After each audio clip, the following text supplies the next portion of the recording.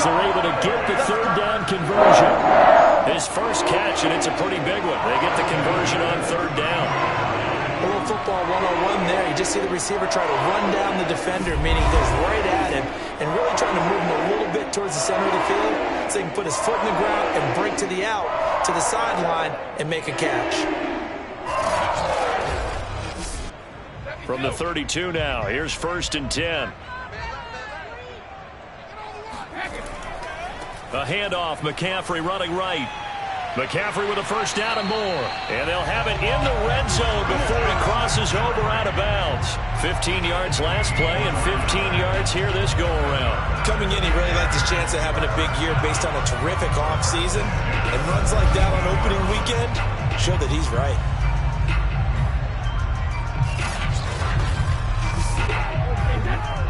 Two minutes on the clock, second quarter, 7-0 ball game. So from the 17 now, here's a 1st and 10. Here's Brady. Toward the end zone, but that's going to wind up incomplete. They were trying to go to Brown once again, but it's going to be second down. Now Brady. Under pressure, and he'll go down. Sacked back at the 31. Tershawn Wharton. What a play by him. That's going to go as a loss of 13. But nothing takes a start to have a good drive quite like a big loss on a sack, does it? No, now they're looking at a 3rd and long, and suddenly the momentum shifted to the other side of the football. And old Mo is a very, very fickle man. And the Jets D, they call on a couple extra defensive backs on 3rd. To throw is Brady. He's going to let this go. Back of the end zone. And that will be incomplete. Oh, he left that one in a bad spot, but fortunately it's just an incompletion and not picked to bring up 4th down.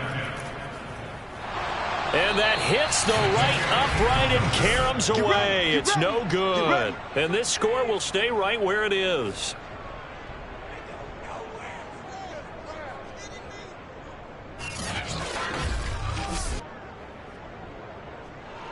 New York's offense back out there and set to go. A tale of two extremes already in this game. A touchdown pass on their opening drive followed by an interception last time out. Now, it sounds like things balance out, right? What's that mythological thing that we do?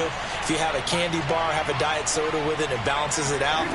And we know that's not really true, right? Because the interception, that sting lingers a little bit longer. Got to come out now and put together some nice plays. The Jets are going to use the first of their timeouts as they'll stop it with just over a minute to go before halftime. 3 yards remain for second down. Jackson from the shotgun. And an incomplete pass. That'll stop the clock here with just under a minute to play in half number 1. Jackson looking to throw on 3rd. And this is going to be incomplete. Now the former Oklahoma Sooner Tress Way on to punt the football. Christian McCaffrey deep for Carolina.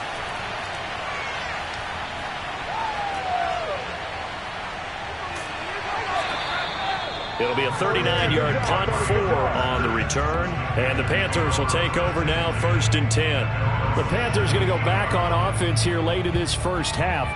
And they've got a little over 40 seconds to work with if they want to try to put something together. So from the 17 now, here's a 1st and 10. Here's Brady to throw. And he'll air this one deep for Anderson. He's got a man, complete. Touchdown, Carolina. Ronnie Anderson, 83 yards. And the Panthers are on the board here in the final minute of the first half. We keep waiting year after year to see signs of Tom Brady's arm strength deteriorating. But his message there, keep waiting. And I'm telling you, nothing will light up a crowd more than a play like that. Here in the stadium, all eyes were on the receiver streaking downfield. And you know everyone was thinking, throw it, he's open. What a connection there for the touchdown. Extra point good by Gostkowski. And we are tied here in the second quarter. Those are the ones the offensive coordinators dream about. One-play drives from that distance. What an effort. It results in the touchdown. So all even at 7 now as they kick it away. On the return, Deontay Harris. And he'll get it up across the 20 to the 21-yard line.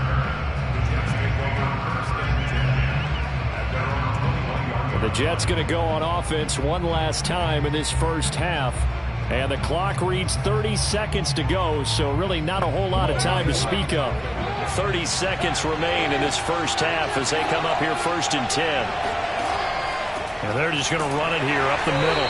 And he's not going to go anywhere as they get him down behind the line of scrimmage. Dante Hightower breaking through to take him down behind the line. This defense is really thrown around in the first half. They've gotten to the ball carrier before they can really get started. Offense going to have to come up with something else in order to try and get this running game going.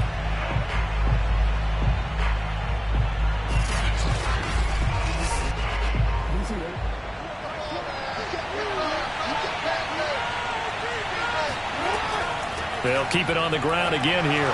He is taken down at the 21 after a short gain of 2.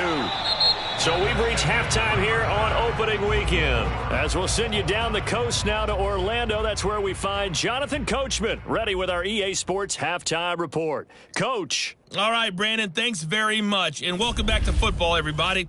We've got a full slate of 16 games here to start the new season. So let's take our first trip around the NFL. We'll start over at Raymond James Stadium in Tampa, where it was the visiting Cowboys who got the win on the road. Sam Darnold with 3 touchdown passes in the Week 1 victory. From there, we're off to Tennessee to check on the Titans at home in Nashville. And they've got the lead over the visiting Arizona Cardinals. Sammy Watkins, a touchdown reception. Finally, let's get down to Houston. Check on the Texans at home at NRG Stadium. And they trail in that one as it's the visiting Jags who are out in front. Ryan Tannehill has thrown a touchdown pass. On now to a look at the next-gen stats in that first half for the Jets. And in a tie ball game, they've got to be asking themselves, what can we do to get this passing game on track for the second half to come? Meanwhile, for the Panthers, they too found some success throwing the football. But I think both teams would say there's room for improvement in the second half. Thank you, sir. A field goal separates these two teams as we come back for this second half. Fielded just outside the goal line. And able to get this across the 20, but not much further as he's dropped at the 23-yard line. And the Panthers ready to go back to work to start the third quarter. Their defense has done the job. Now it's the offense's turn as they've got it 1st and 10.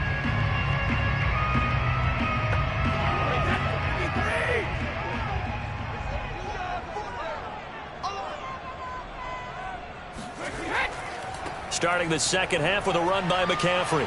And down right near the 25. Able to break through that initial contact. Got him some extra yardage. Now whistles here, and it looks like we've got a Panther that's having some difficulty down there getting up. Hate to see this. Week 1 of the season. We'll be back. 8 yards to go on second down. Again, they run. Again, it's McCaffrey. And this has been a familiar sight all afternoon as they stop him behind the line. A yard in the wrong direction makes third down tougher. 3rd down and 9. This defense is just flat getting after it. They have not given up much of anything in the run game. Case in point right there.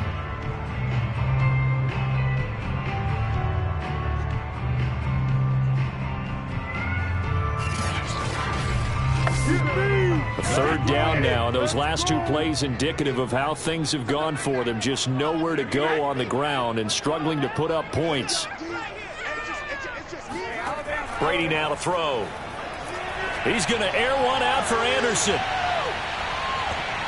That's going to be knocked away and incomplete. Here's Jamie Gillen now as he's on to punt for the first time this afternoon.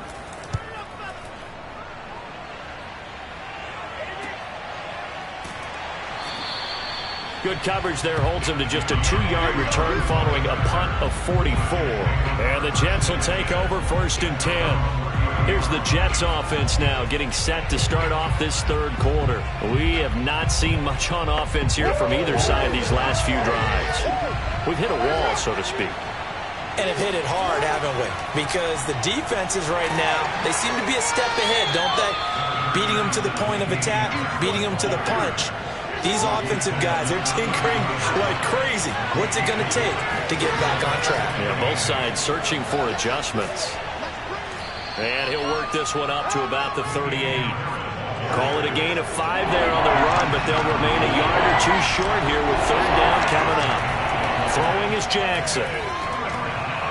He'll get this to his tight end. That's Pat Freiermuth. And he is going to have a Jets 1st down as this defense unable to hold. It's a 7-yard gain there on 3rd and 2. I like the fact that they didn't overcomplicate things on that call. 3rd and 2. Just run the quick little hitch, which they did. Ball's out of quarterback's hands. And yes, indeed, they pick up the 1st down.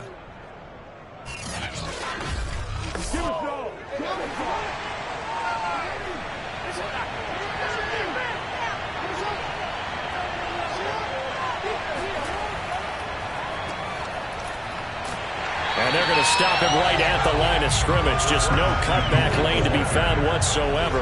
2nd and 10. On 2nd down, this is Harris. Well, now Harris lost it. It's a fumble, and it's picked up by the Panthers. And he's free going down the left side. It's a foot race. And they will be set up now as he brings this thing all the way back inside the 20. And that, Charles, you'd have to think a pretty avoidable mistake. You're exactly right about that, partner, because it all comes down to covering up the football. Look, turnovers are going to happen. They're inevitable. But in a tie game in the 3rd quarter, those turnovers can change the tide of the ball game. And now it's up to their defense to try and bail them out. Got to take care of the rock. The possession of the football goes over to Carolina. And a tight game after punting last time. See if they can get something going on this drive. As they head to the field now, with the game this close, you've got to feel there's a sense of urgency for them going on offense right now. But they have to do it without letting panic creep in and affect their play. And he'll get him inside the 15 down to the 14-yard line. They'll contain him to just 4. 2nd down. And we see another pitch and catch there to the running back. This position just continues to evolve. They become just as critical to the passing attack as a lot of receivers, tight ends, because their ability to make people miss in the open field can really generate big plays for an offense. To throw again on 2nd down. Brady got a man right side. It's McCaffrey. And he'll get him inside the 15 down to the 14-yard line. Call it a 1-yard gain on the play, and that's going to bring up a 3rd down. Brady going to throw. He's got it for a Panther touchdown. Tyrell Williams there to make the grab. And the Panthers have taken the lead. And they use that height on the outside to get the score. We've seen the evolution of the wide receivers. They've gotten taller and taller, but they've retained their quickness and their speed. It's a lethal combination. Always good to have wide receivers with height.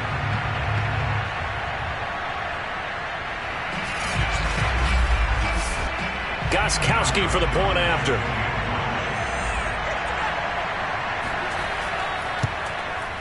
And he's got it. It's now a 14-7 ball game. The drive there only spanning 3 plays. And the end result, a Panthers touchdown.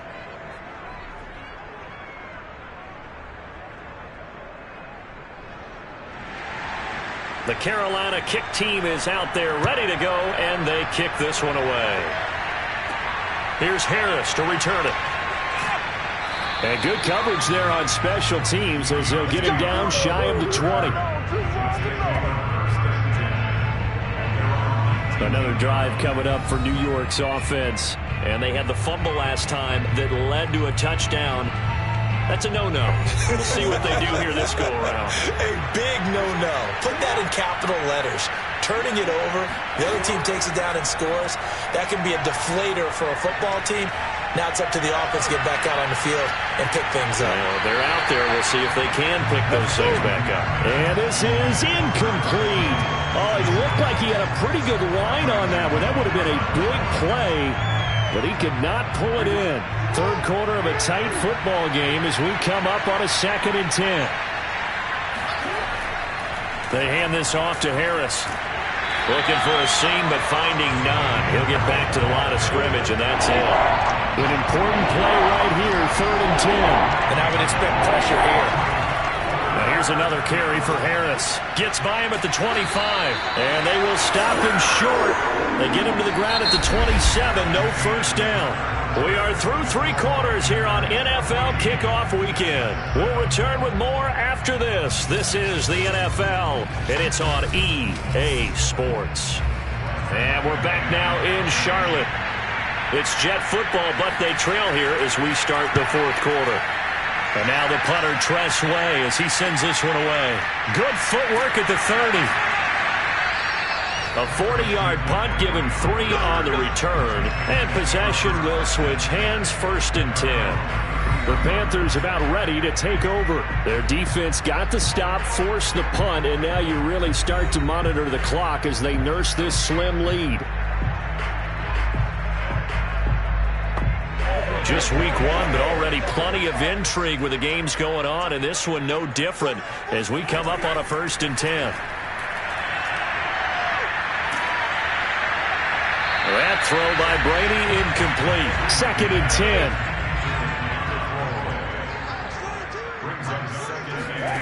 Now Brady. That one complete to Anderson. And he slips up past the 45 before being tackled. Second catch for him today, and it'll wind up a first down. Brady. On the right side open is Gesicki. And down he goes at the 49, a 3-yard pickup. 3 yards the gain there, 2nd down.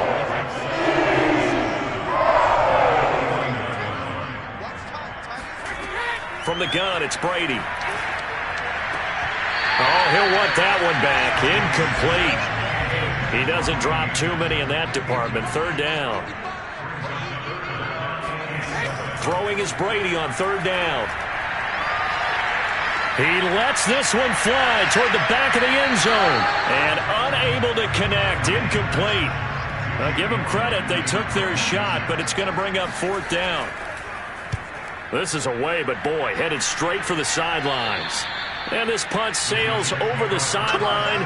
And the spot, it looks to be right at the 25-yard line. The Jets offense now works their way back onto the field. They punted last time they had it. What steps, Charles, you think they have to take to make sure they don't do that again? Well, let's just go to the football 101, the trade expression 101. Win first down. Make 5, 6, 7 yards on first down and make it a 2nd and 3, 2nd and manageable. Keep accumulating first downs that way. Keep moving the football. You don't want to get behind the sticks because then the defense has the advantage. The tight end, Max Williams, the intended receiver. That'll bring up 2nd down. Jackson now. This one is Slayton over the middle. And he'll be upended at the 28-yard line. Just a 3-yard gain there. One thing I think that's safe to say defensively, the tackling's been really good. And because of that, it's been very, very hard for them to move the ball because you're not getting the benefits of run after catch. They're tackling them almost on the spot. That means you have to run extra plays, harder to move it. A throw there, but that's going to wind up incomplete. Here's Tress Way now as he's on to punt for New York. This is taken at the 23. Call that a 46-yard punt, though they did get 9 back on the return. And the offense will take over with a new set of downs. Here are the Panthers now as their offense comes back out onto the field. This crew had to punt last time they had the ball, but when you've got a lead like this, you can tempt to play the field position game. You are to an extent, especially if you like your defense, because you have the lead, you've been controlling the game.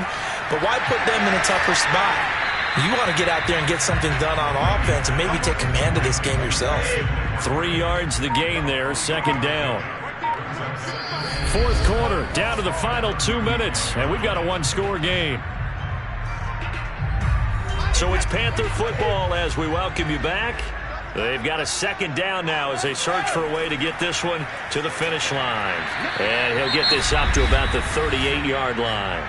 And now we'll see a timeout used on defense as they stop it right out of the break with 1:57 to go in the ballgame. This is a big third down, and you'd have to think we'd see a timeout right away if they can't stop him here. They stay on the ground. McCaffrey again. And they'll get him down about 3 yards short of the first. And whistles, and we're going to have another stoppage of play as they call the timeout on defense with 1:53 left. And here's Gillen on now to punt as he gets this one away. So a change of possession here on the punt. And the Jets offense will be backed up to start this drive as they've got it 1st and 10. So Lamar Jackson in the offense. Down 14-7. A minute 47 on the clock. Needing to go pretty much the length of the football field as they have it 1st and 10. Jackson. And the coverage terrific there as that's knocked down and incomplete. Curtis Samuel, the one he was looking for. But it'll be 2nd down.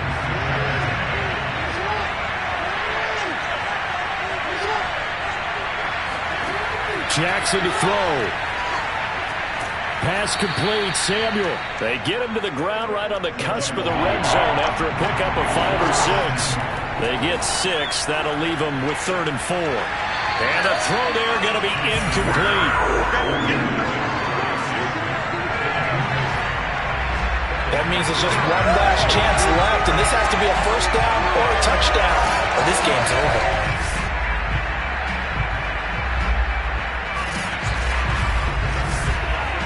Down 7, and they've got to go for it here on 4th down. There we go. It's Jackson on 4th down. And it's incomplete. Took a shot, couldn't connect. They had to go for it with such little time remaining. And defensively, that might just seal a Week 1 victory. So the defense has to stay out and get one more stop. They were able to do it, forcing the incompletion. So on their record, that goes down as a successful play. Doesn't matter how they got there, how it happened. They got it done. They're the ones that are jubilant. The Panthers down to a knee out of the victory formation. The Jets going to go ahead and use their final timeout as they'll talk things over prior to this upcoming 2nd down play. And they'll indeed take a knee. The chance of wasting this great starting field position, a real threat. This is 3rd and long. They go down to a knee, and the new campaign off to a good start. It's a win here in Week 1. Well, they certainly didn't appear to be fired up about their options throwing the football. So, to me, this seems like a case of just kind of taking their medicine there, run the ball, see if they could pick up something. Instead, they were throwing for a loss. So this one is over. A victory for Carolina. And, partner, I must say, good to see you again. Been too long. And it's good to have football back, isn't it? Didn't you see me in preseason? Weren't we together in preseason? Yeah, but preseason, you know, it's preseason. This is Week 1. Oh, you're trying to say real football. Real football. Not preseason football where we shake down the rosters and figure out who's going to play, and maybe the starters don't play as much. Now it's the frontline guys from the first whistle. Yeah, I tuned you out in the preseason, and now I'm listening to you. So for Carolina, that'll be a happy locker room as they start this season 1-0. And they'll get another home date next week as the Saints will come to town. Meanwhile, for the Jets, they obviously fall to 0-1 with the defeat. And they'll try again next week at home against New England.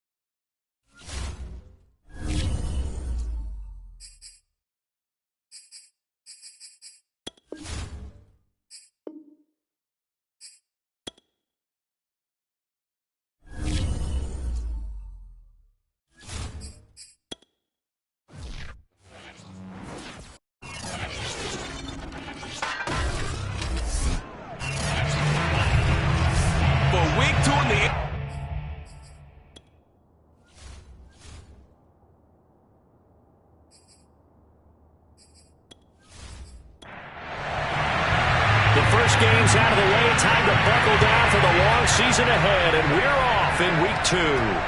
Mostert now to return. And he'll be stopped up at the 25. So out come the Steelers now for their first drive. Leading him out, their quarterback from the University of Nevada, it's Colin Kaepernick. A true dual threat at the quarterback position. And let's remember him back in the 2012 season. That game in the playoffs that he had against Green Bay. Ran for 181 yards and 2 scores. Threw for 2 touchdowns. That's the kind of potential he brings to the table every time he steps on the field. Oh, he faked it with a juke. Now he's got some room. And they get him down, but not before he takes it across the 40-yard line. This drive starting off on the right foot. 18 yards. Charles, they won last week despite him not running the ball well. They told us need to get him going. Runs like that help. And they talked to us about leaning on him because, as you noted, last week they didn't have to. Still won the ball game. They leaned on other people to give them the yardage that they needed, but they really want him to be that guy, and that's what they're doing early in this game. Kaepernick now on first down. And he's going to go down. It's a sack on Kaepernick.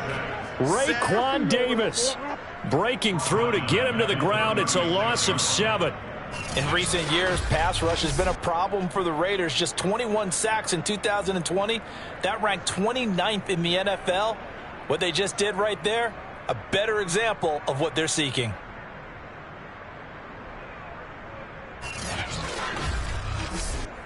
So a tough early challenge here, 2nd and long after the sack. Here's Kaepernick. His throw incomplete. DeAndre Hopkins once again the intended target, and it's 3rd down. To throw is Kaepernick. He's going to drop this underneath to Mostert. And he's going to be stopped here at the 43, and that is not near enough to pick up the first. They do get 7 out of that, but not enough to prevent a 4th down. That's certainly playing down the distance very well by the defense, isn't it? Take whatever you want underneath, by all means.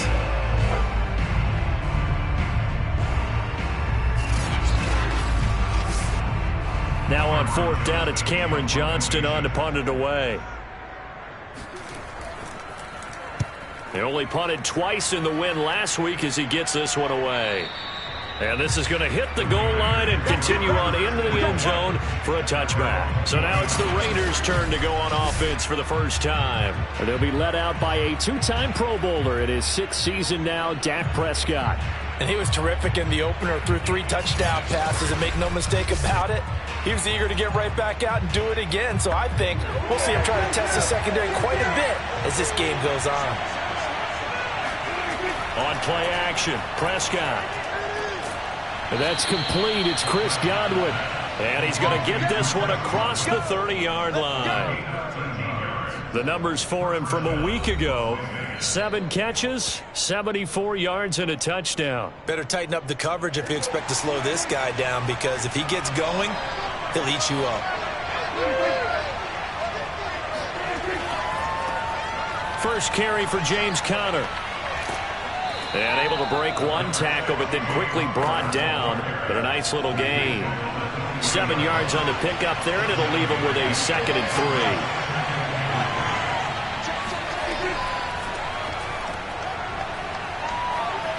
3. And this is going to be a Raiders first down as he's got this up to the 45-yard line.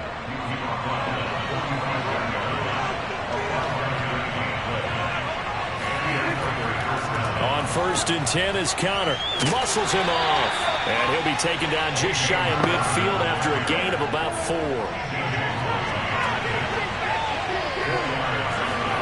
From just shy of midfield, Prescott. Harris has it over the middle. And they're going to have themselves another first down as the tackle's made at the Steelers' 28. And I like the idea here. Get the ball in his hands, even if it's in the passing game. 3 catches a week ago, and he does a nice job here to pick up yardage.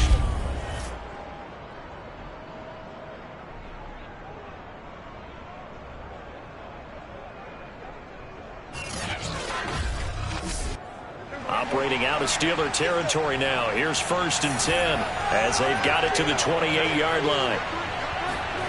Here's Prescott. And Rudolph has it left side. A gain of 6 there on 1st. 2nd down at 4.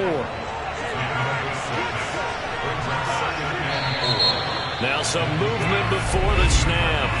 And we'll hear from our referee for the first time this afternoon.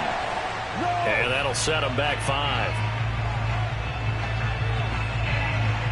And this should be the final play before the quarter ends. Out of the gun, here's Prescott. Looking for Godwin, and he's got him complete.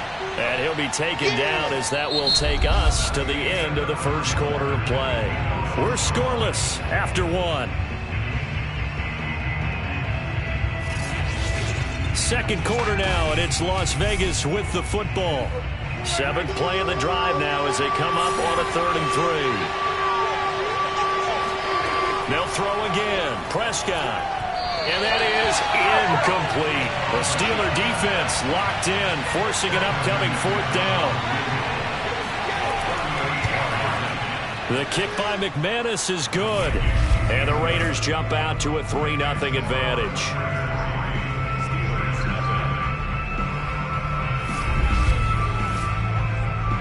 So a good kick there, and they put the bow tie on it with 3 points. And let's face it, everybody wants a touchdown. We know that. But in the NFL, defenses are awfully good. You're not going to score each and every time. Be able to knock the ball through the post and take the throw. By the way, I said bow tie. I meant just bow. Not the tie, but yeah. Either way. You got it. I just went right past it. So Pittsburgh retakes the field for their second offensive possession. This one a little slow to get cooking. Just a 3-0 scoreline as they begin with a 1st and 10. On the ground, it's Jacobs to start the drive. And he'll wind up with about 6, up past the 30 to the 31. Well, I think after that run, the defense get back in the huddle and looking at each other and maybe starting to question their confidence a bit. They gave up a significant run, 6 yards, and now you're saying to yourself, how do we stop them, and do I have enough confidence to make a play? 2nd down, Jacobs once more. And he'll bring it up here to right at the 40-yard line. 9 yards to pick up there, and it's a 1st down. For a lot of guys playing this game, there's no better feeling than running right through a tackle. He's able to lower his center of gravity and churn his legs for a really nice pickup.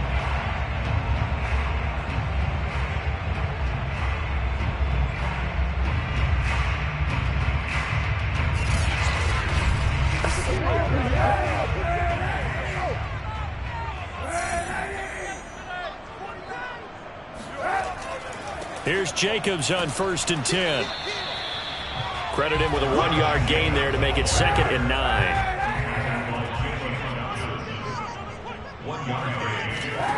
Now Kaepernick.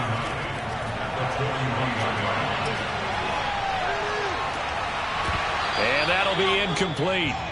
Took a pretty good shot as he tried to pull that one in. Couldn't hang on, 3rd down.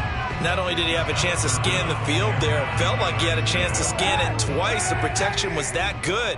Unfortunately for him, the coverage downfield, equally good. Getting this out to the flat, Mostert. And he'll get this up near midfield, but that's still a few yards shy of the 1st down.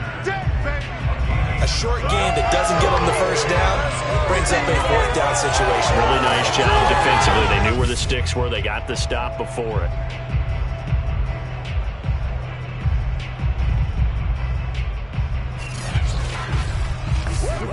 Here's Cameron Johnston now as he'll punt it away for the 2nd time. And he'll get off a fairly short kick here as this is toward the sideline. No returning this one. It sails out of bounds, and they'll spot it right at the 20. So here are the Raiders now to take over. They were losers a week ago to Baltimore, but they lead things here as they start 1st and 10.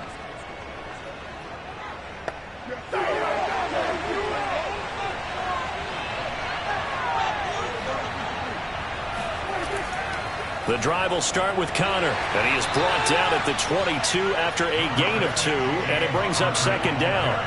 The last run got a couple. Here's 2nd and 8. Play fake. Here's Prescott. Rush coming, and he's taken down. You see me? You see me? They can't stop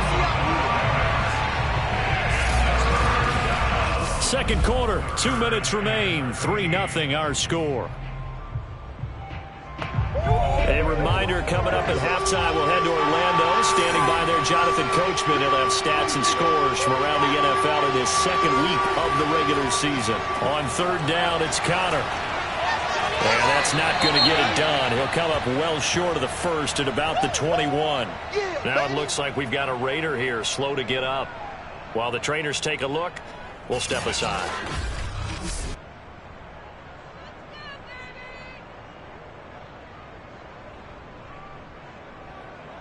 Fourth down, and on is Ty Long to punt. They punted 3 times in the loss last week as he sends this one away. That's pulled in at the 32. That'll be a 43-yard punt, but a net of just 33 following a 10-yard return. And the Steelers will go on offense here, 1st and 10. And Pittsburgh getting set to take the field. They've had it twice. They've punted twice. Not the start they were hoping for. Not at all, and let's face it, every facility we visit, everyone talks about converting on third down, how big that is. In this situation, they've had to punt it away twice, so they're furiously going over things on the sidelines. What do we need to do to pick up a first down and change our momentum? Here's a throw caught by Gronkowski. Give him 9 there on the first down completion. Now the Steelers hustling up to the line of scrimmage. They swing that out wide to Jacobs. And he'll go down shy of the 40 at the 41. 7 yards there and a first down. Finding Herndon here on the completion. Touchdown! Chris Herndon, his first touchdown here of the new campaign. And the Steelers have taken the lead. And boy, CD, it's one thing to watch a great run, but when it's a great run with broken contact, it's like a cherry on top. That was a nice play. Yeah, that's a run born out of ferociousness. He took on that initial contact, and then his mind just screamed, out of my way, and kept right on going and wound up turning it into a big play.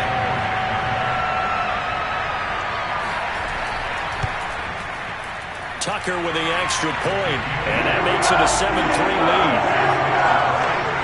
So they only needed 3 plays on that drive. And it ends with the Steelers finding the end zone.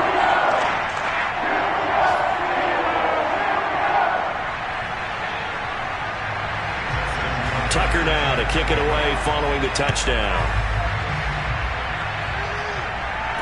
Here's Chris Claybrooks to return. And he takes this near the 25. Just a little pass there. Call it the 26. The Raider offense going to head out now late in this first half. And with a little under a minute remaining, we'll see if they want to try to put a drive together, possibly even take the lead here with a touchdown. Prescott looks to throw on first. And this one caught by Cameron Brate. And he fumbled it. It's on the ground. And it's picked up by the Steelers. And he takes it back to the house. A fumble recovery for a Steelers score. So the defense forces the fumble. They get the score. And a guy on defense becoming offensive there, Charles. And you know they love that. Any guy on defense loves to pick up the ball and have it in his hands and try and score himself. In this case, that's exactly what happened. They'll be singing in the shower postgame. Tucker now to add the point after. And this one's right through to make it a 14-3 ball game. So not only the cough up, but then the pickup on the other side, the scoop, and the score the other way. The fumble return for a touchdown. And you can bet they're preaching 2 hands on the ball here as the kick's away following that fumble return. Claybrooks to return it. And he'll get it up past the 20 to about the 22. Let's go. Let's go. The Raider offense going to head out now late in this first half. And with him down 2 scores, you wonder if they might try and put something together, even if it's just to get into field goal range.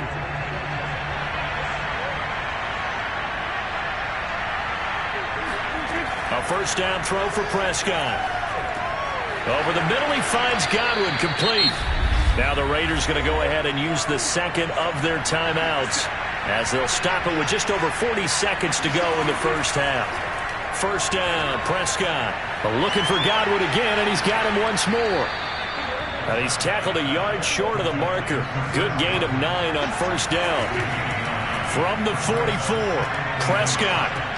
He finds his tight end, Howard. That's complete. Now the Raiders going to burn their third and final timeout as they stop it with 16 seconds to go in half number 1. He gets it complete to Harris. And they get to him after a gain of 6 to the 46. So we reach halftime here in the Steel City with the Steelers on top as we send you down to Orlando where Jonathan Coachman has our EA Sports halftime report. Coach. Okay, Brandon, we'll get you back to you and Charles in a bit, but first it's time for a trip around the NFL following an eventful opening weekend. Let's see what's happening in Week 2. We begin in the Midwest. Venerable Soldier Field is the site for Cincinnati taking on Chicago in their home opener. And it's the Bengals who are out in front. Ronald Jones has a touchdown run. From there, it's off to Jacksonville to see what's going on with the Jags. And they've got the lead over the visiting Denver Broncos. Big Zeke, Ezekiel Elliott, 2 touchdown runs. Finally, we head to the shores of Lake Erie. See what's going on with the Cleveland Browns. And this one going the visitors' way as the Texans have the lead in that one. Deshaun Watson has thrown a touchdown pass.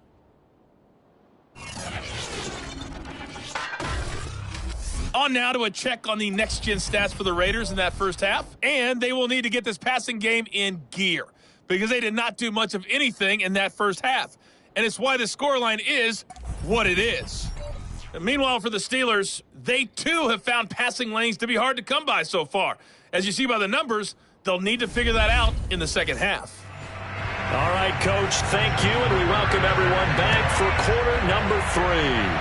So time for the second half as the Steelers have the lead, and they will also be receiving the football here to start the third quarter. And able to get this out to the 25. The Raider offense ready to go here to start the third quarter. Now, they're still very much in this game, although they do trail. What's the game plan, Charles, for the second half? It might be a little counterintuitive because most people will think losing equals passing the ball more, but I'd establish the running game. They kind of went away from it in the first half. I think if they get back in balance, it'll help them when they put the ball back in the air. Oh, that's into double coverage and intercepted. It's Chris Harris with a pick, and they're going to set up shop at the 27-yard line. That one is going to sting. First play of the third quarter and a turnover. And you have to know that at halftime, they spent a lot of time going through their checklist of what they wanted to accomplish to start this third quarter. Turning it over like this was not on that list. Not at all. And you come out of the locker room trailing, so that first drive to establish momentum is very key. Crucial. So here are the Steelers to take over on offense. They were winners a week ago against Buffalo, and they lead here with a 1st and 10.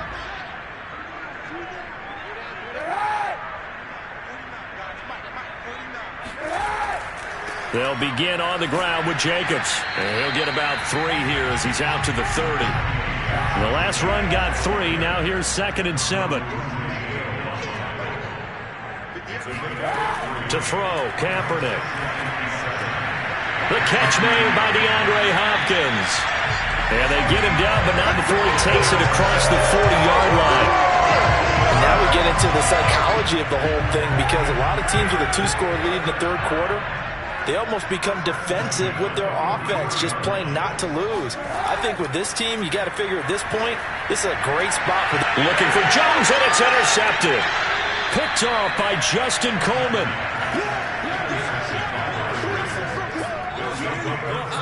But when I looked down, he was kind of shaking his head right after he threw that pass. What did you see? Well, from a defense's perspective, anytime you have your eyes back towards the quarterback, you're in a position to make a play on the ball, whether it's a big-time play by you or an overthrow by the quarterback. You have a much better opportunity. The Vegas offense ready for their next possession. And last time wasn't pretty. One play and an interception. We'll see if they can do better.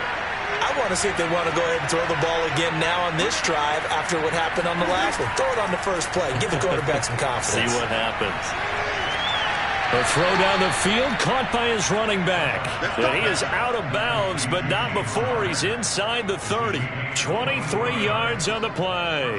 Yeah, big play there. And when you have a running back that you can use like a wide receiver, when he has that kind of versatility, you do as they did there. Get him out of the backfield and give those defensive backs something else to worry about.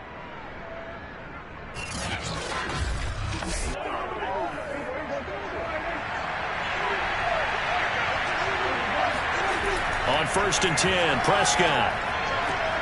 It's brought in by Harris. And he is out of bounds inside the 30. 3 yards the gain there, 2nd down. Was that a receiver? Yeah, actually it was. There's a running back who was a receiver on the play. Ike's been spending time in the receiver drills getting his feet down. Well, those guys out of the backfield, they got to be good, agile with their feet. He showed the agility there with a toe tap. No doubt about it. It's like he'd run to ballet school. Got the toes down and stayed in bounds. On 2nd down now, it's Connor. And down inside the 15, shy of the 10. Give them a 1st down, 15 yards that time for the Raiders. They went counter there offensively, and a couple of defenders were on skates for a second. They certainly were, and you know what offensive linemen love about the counters and the misdirections? Sometimes you don't even have to block the defender. He can run himself out of the play if he doesn't read his keys properly. Still in search of their first touchdown of the game, but they're on the move. 1st and 10. Throwing, Prescott. And he's got his man in stride, complete. Touchdown, Raiders. O.J. Howard, an 11-yard touchdown. And the Raiders are back within a score. As a general rule, quarterbacks don't want to lock in on a receiver before the ball is snapped. But in this case, based on the matchup he thought he was going to get, it was favorable for his tight end. He locked in on him early and found him for a touchdown. John Gruden never wanted to play it safe. His guys will go for 2.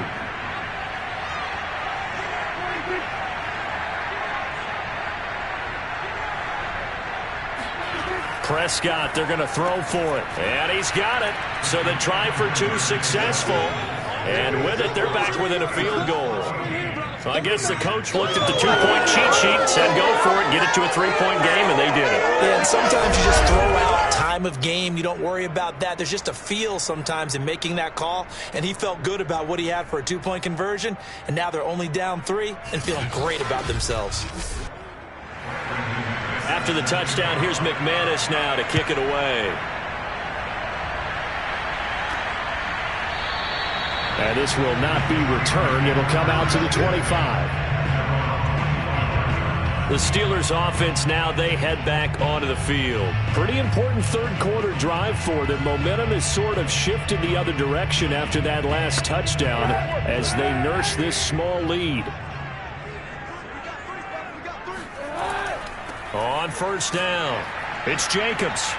And he's taken down but able to slip across the 35. 48 yards rushing for him now on just 6 carries to this point. We use the word relentless a lot with guys who are aggressive on the field.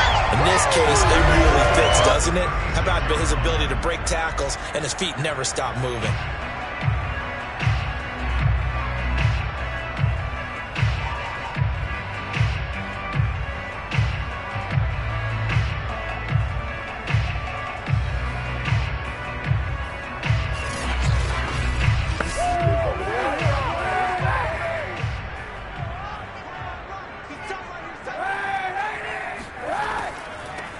They go back to the ground, this time Mostert. And he'll run straight into a wall of tacklers at the line of scrimmage. It's 2nd down.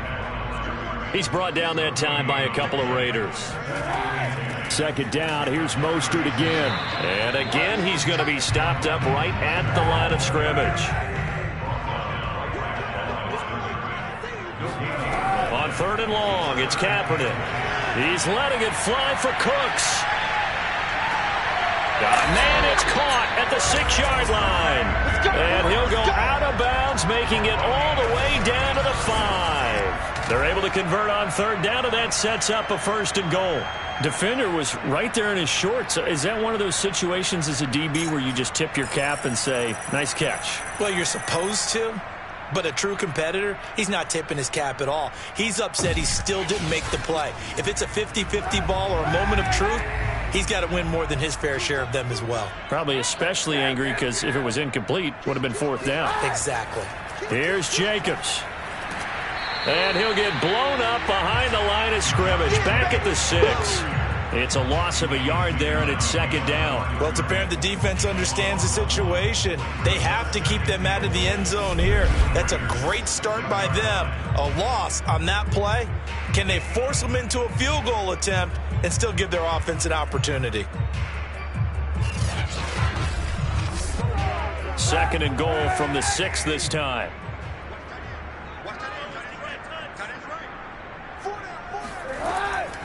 From the gun, a run with Mostert. And he's going to take it in for a Steeler touchdown.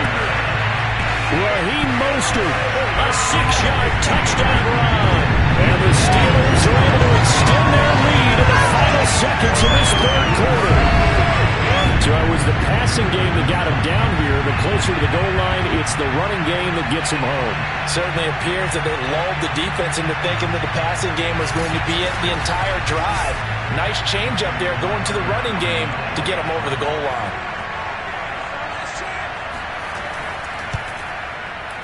Tucker able to connect on the extra point, and his guys will take a 10-point lead.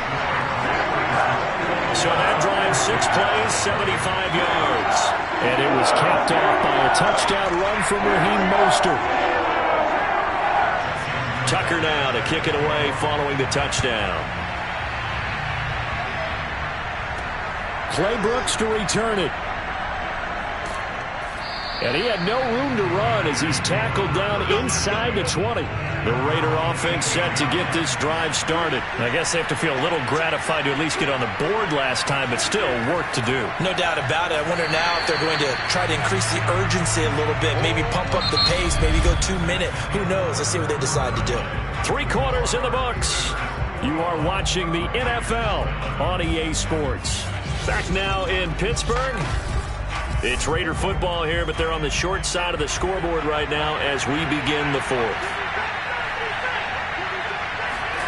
On 2nd and 9, Prescott. And his throw is going to be incomplete. After an incomplete pass on 2nd down, that'll leave him trying to convert on 3rd and 9. Prescott from the gun. Catch is made by Marquise Brown. And they're going to mark him down short, maybe by about a yard, if that. It'll be a gain of 8, but it'll also lead to a 4th down. So much about offense is what you call hidden yardage. You know, you throw the ball to someone, they catch it, and then they can make a big play. You know, they create a play, run after catch. They did a really nice job there of limiting that and keeping him from a 1st down. Yeah, stopped him in his tracks. All right, they're going to try and keep hope alive here on 4th down. They're going for it. Needing the tough yards, they run it with their fullback. And he picks up the 1st before he's taken down at the 29. Now it looks like we've got a Raider here, slow to get up. While the training staff takes a peek, we'll take a break.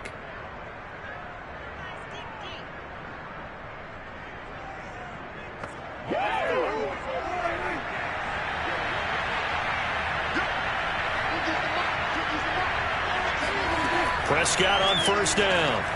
Looking downfield for Godwin. And it's knocked away and incomplete. The intended target was Chris Godwin. And it's 2nd down.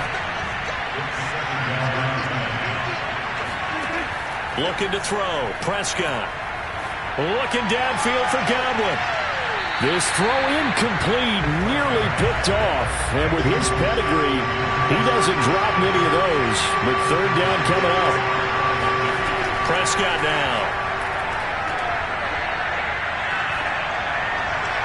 And that is incomplete. But you got to give out a little applause on that play. It has to go to the defense. More good work by them. They've taken away the passing lanes all game long, and you can see the frustration that it's causing because he just about threw that one into the first row. Now they go for it on fourth, but this one is going to wind up incomplete. The Raiders try it on fourth down, but to no avail. And the Steelers, they're going to take over an excellent field position. The Steelers ready to take over on offense. Well, they can thank their defense for another stop, and now look at the score, where they've got the football. They're looking pretty good. They're looking excellent because now you're thinking to yourself, let's just take some time off the clock, work it down, and of course, you put another touchdown on the board, you pretty much say bye-bye to this one. Play calling here can be a little bit more conservative because of the lead. A little bit more conservative. The biggest thing, everyone understands how to get the ball downfield and how to stay in bounds and make sure the clock keeps running. The second down attempt there knocked down as it leaves the quarterback's hand, and it's incomplete. From the gun on third down, Kaepernick. This is caught. It's Cooks. And he will have a Steelers first down as they're able to get the third down conversion. And the play goes for 19 yards. Gives him a new set of downs. Big hook up there. Forced to throw it on third down. The connection's going to keep the drive alive and also keep the clock moving. Yeah, and from a defensive perspective, didn't get a sack, didn't knock the ball free, didn't break up the pass. The clock keeps running on you. You're in a dire situation now. So not quite a first and goal. It's first and 10 from the 10. They'll try and run some clock here as they keep it on the ground.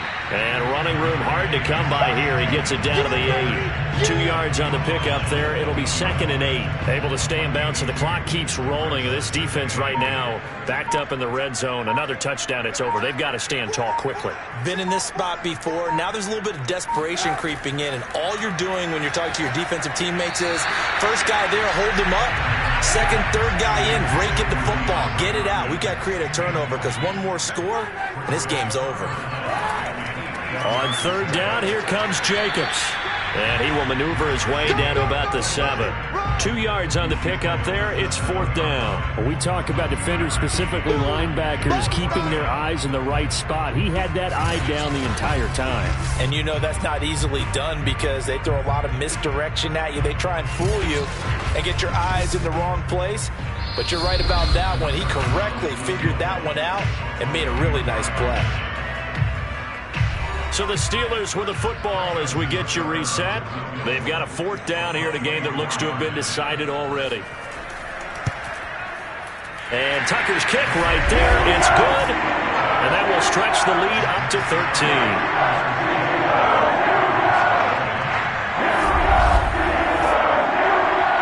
So they settle for just the 3, but clearly right now anything helps trying to salt this one away in the 4th. Without a doubt, obviously a touchdown probably would have been the final nail to finish this thing off, but it's still 8 up time, got points. So while it's not mission accomplished, it's darn close. So Dak Prescott in the offense. Down by 13, just under 2 minutes to go. Field goals, useless at this point. They need 2 touchdowns, and they need them in short order.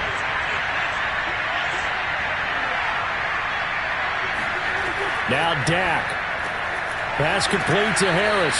And he's going to be dropped following a pickup of 7 past the 30 to the 32. Now Prescott. That's swung out wide to Harris. And he's able to take this one up to the 35-yard line.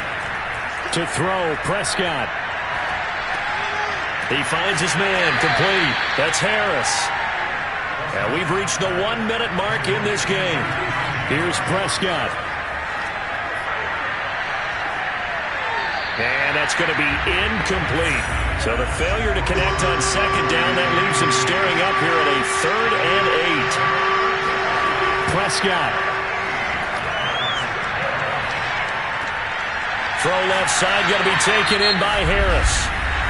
The Raiders going to use one of their timeouts as the clock will stop with 45 seconds left to go in the game. Desperation time. Prescott on 4th. Now a desperation throw deep downfield. And that's going to be too high. Out of bounds and incomplete. They had to go for it with such little time remaining. And the Steelers, they're going to take over an excellent field position. So with that, we can just about close the book on this one, Charles. Yeah, what's the old expression about slim and none? Well, Slim just left town on that They're one. down to none? Yes, exactly right.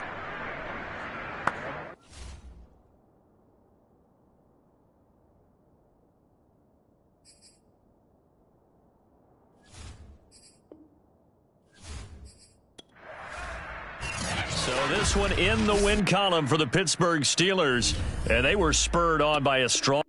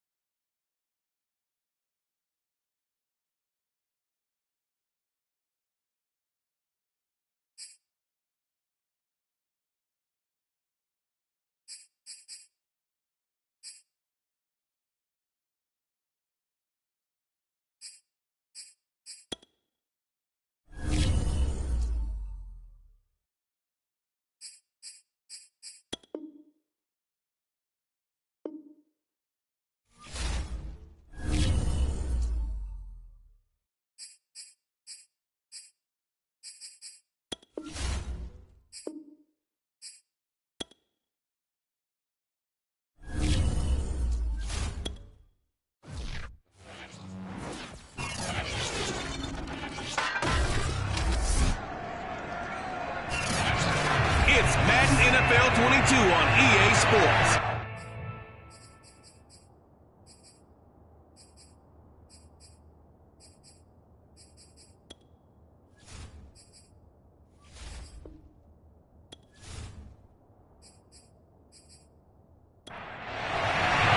Two teams here, each off to 1-0 starts as this one is underway on EA Sports.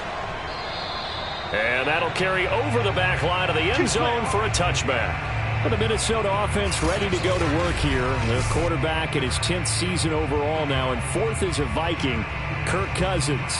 And he was terrific in the opener, threw 3 touchdown passes, and make no mistake about it, he was eager to get right back out and do it again. So I think we'll see him try to test his secondary quite a bit as this game goes on.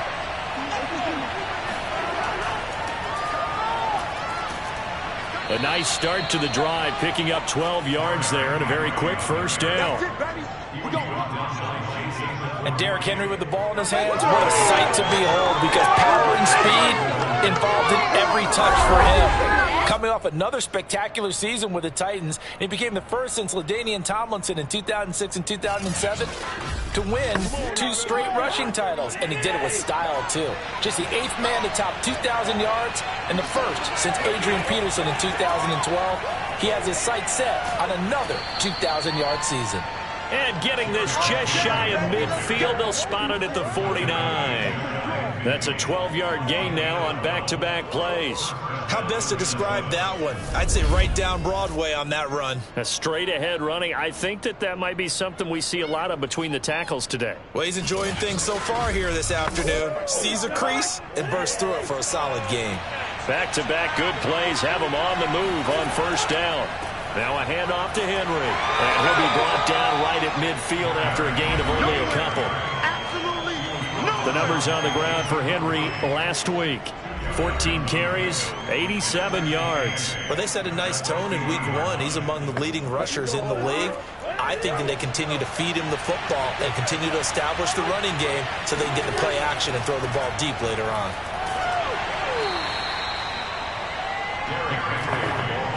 Well, this defense for the Cardinals, terrific last week in the season-opening victory. And no matter what's done throughout a ball game, it always comes back to blocking and tackling. That's the essence of football. But I think it's hard for people to understand just how difficult it is to tackle, especially open field. very few missed tackles on tape that I saw last game. This team does a nice job of getting their opponents on the ground. And CD, defensively, you're going against a hot quarterback coming off a 3-touchdown game in their victory a week ago. Well, what's the big key for them to try to slow him down? You ask all the tough questions, don't you, partner? Because with this guy, if you blitz him, he takes advantage of that man coverage and burns you. But if you bring on those extra DBs, he sits back there and does what he wants. To me, it's going to be those DBs. When they catch the ball, big-time tackles really put it on those receivers. And he will reach the 5-yard line before going out of bounds. A really nice gain of 25 yards.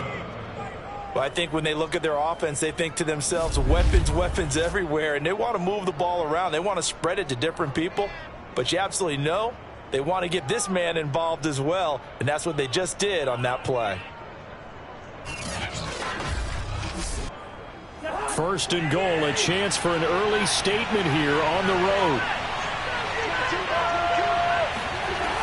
First and goal, Melvin Gordon. And he's going to get him about 3 yards closer. He's down to about the 2. So second and goal, and the big man Henry alone in the backfield. Now Cousins. He's got his man. It's taken in for a Viking touchdown. Terry McLaurin, his second touchdown on the season. And the Vikings take the ball down the field and score on their opening drive. Good start to the season for him. He had the touchdown last week in the opener and a second one in week 2 now. How about the pace he's already established, right? Not sure he can keep it up for an entire season, but don't burst the bubble because he thinks that he can. Do guys go into a season with a goal for touchdown scored or yardage? What do you think? I think every single one of the guys who's going to touch the football, they all have those types of goals. They all have those types of thoughts. And then they just have to see how the season unfolds if they can stay with it. Unfolding so far so good for him. Lutz good on the extra point, and it's now a 7-0 game. After the touchdown, Lutz to kick it off. This one fielded at the 5. And not much happening on the return as he'll get this to about the 23. Arizona Cardinals offense coming out here for the first time, and we get a peek at Kyler Murray. The dangerous offensive weapon now in his 3rd season in the National Football League. And when you have a guy like Kyler Murray under center, it not only opens up your playbook, it allows you to draw up even more plays because he's among the best dual-threat quarterbacks in the league and a true playmaker. If flushed out of the pocket, he might even be more dangerous. The next step for him, being able to throw on rhythm and deliver from the pocket. And they get him down, but not before he takes it across the 40-yard line. 19 yards there on the catch and run. Defense gives up a touchdown on the opening drive. Offense, you got to want to get out there and get those points back right now. And that's a sharp throw there to get this drive off to a good start.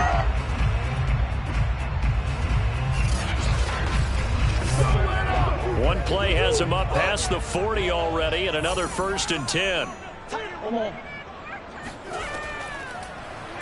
They'll go option to the short side. Give him 3 on the keeper there, and it is 2nd down.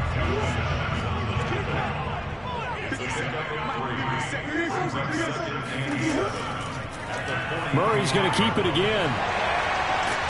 And this is going to be a Cardinals 1st down as he's got this up to the 45-yard line. And this, I mean, it's certainly something to watch out for. He is not afraid to call his own number on plays like that, and here he takes it for good yardage. And we know this defense prepared all week for this, but sometimes when you see it in person, it's a whole different ball game, and all that preparation, it goes right out the window.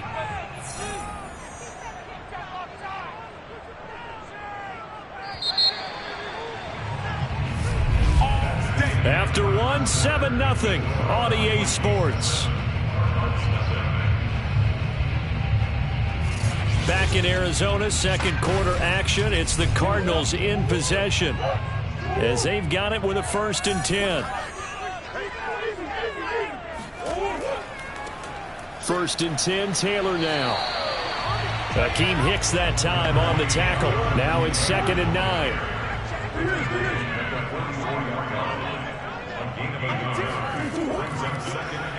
They'll go option to the short side. And he's able to get this one down to about the 40. 4 yards there on the keeper, but still going to bring up a third down. Here's Murray. Swings this out here for Cohen. And he gets this down inside the 35 before going out of bounds. It goes as a gain of 6, and it's a first down. Now Murray. And he'll be hit as he releases it, and that'll fall incomplete. He was looking for Michael Pittman that time. And that'll bring up second down. They fake the handoff, now Murray. And he'll slide to a halt here, still a little shy of the first down marker. Give him 7 there on the tuck and run, and they're in better shape now for third. Murray going to throw. That's going to be complete to his tight end, Akins. And he is going to have a Cardinals first down as this defense unable to hold. It's a 7-yard gain there on 3rd and 2. Plenty of things to talk about here, partner, but to me, their defense gave up a touchdown on the first drive. How about how they're responding, coming back? That's a big third down pickup to keep their drive alive. So here's a 1st and 10 now, down inside the 20. Now a handoff. Taylor with it. And he is swallowed up right at the line of scrimmage. Now we're going to get a stoppage here as we've got an injured Cardinal on the field. While the training staff works on him, we'll step aside and be right back.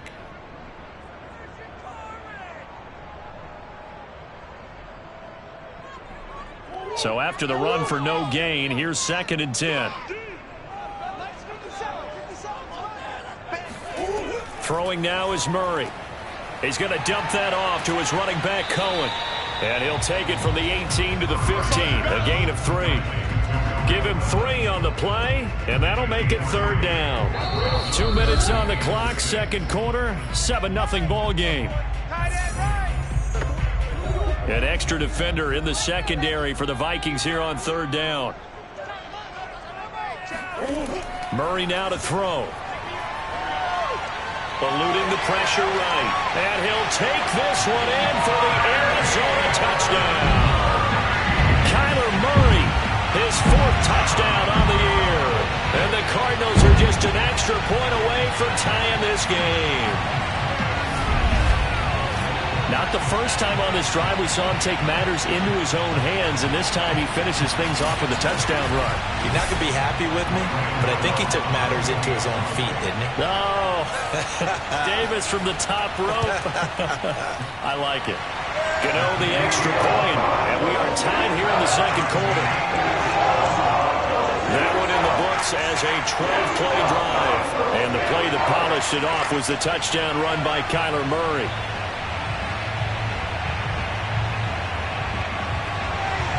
Each team's had it. Each team has scored. 7-7 here as the kick's away. Fielded right around the 8. And he'll go down as this drive will start at the 25-yard line. Let's go. The Vikings taking the field here for their 2nd drive of the game. After the long touchdown drive we just saw, you wonder if maybe that's taken a little of the wind out of this offensive sails, because they had it going pretty good last time too. Had to sit over there for a little while, didn't they? You know, they were eager, amped up to get back on the field after just scoring, hoping to get the ball back quickly. That didn't happen, so I'd say come out, just kind of get started again. You know, doesn't have to be anything dramatic. Just get moving, get loose again, and see if they can get it downfield. They'll operate from the 32-yard line here, 2nd and 3. Cousins now. And his throw here's incomplete. Will Fuller was the intended target, and it's 3rd and short. Now Cousins sets up the screen to Gordon. Good contain, no gain on the screen, and it'll bring up 4th down. The whole idea of the screen pass is to fool the defense in a big way and create a big play. They weren't fooled. Not 1 second, not one bit. How about them figuring it out, diagnosing it, and spilling it for lost yardage? 45 yards, that's what the punt goes for. 5 on the return. And the Cards will take over, 1st and 10. So the Cardinals offense back onto the field here for their second drive of the game. Tie ball game, still a little more than a minute to go in the half. The question, can they put something together here, try to take that lead into intermission? I would have to think that would be the goal for sure. I don't think you sit on anything here. Here's your opportunity. Push it downfield. As you mentioned, it's a tie game. So minus a disaster on your part, you've got that in your back pocket. Go ahead and try and get some points and feel great going into the half. Now a deep ball there on second down, but it'll wind up incomplete. Courtland Sutton was the man he was looking for, but now it'll be third down. Here's the first carry for Tariq Cohen, and he'll be brought down at the 28, and that is well short of the first. Now a timeout called for by the defense as they get the stoppage with a little over 50 seconds to go in the first half. On is the punt team now as this one's sent away. And a fair catch taken back near about the 35, 36-yard line. No return, but it goes down as just a punt of 31 yards. And the Vikings will take over here, 1st and 10. The Vikings going to take over now late in this first half. And they've got just under 50 seconds, so time enough to try to work their way downfield if they so choose. Play fake, Cousins.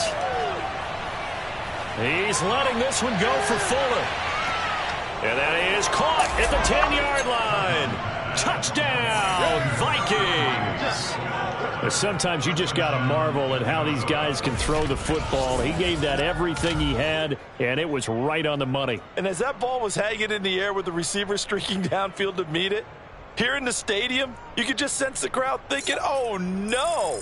And their worst fears were realized as that one turned into a long touchdown. Yeah, and that throw traveling an even 64 yards in the air. Lutz will look to add the extra point.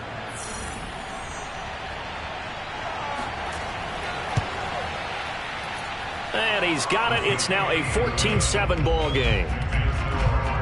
They certainly made quick work of that, ultra quick work. One of the fastest drives you'll ever see. Just one play resulting in the touchdown.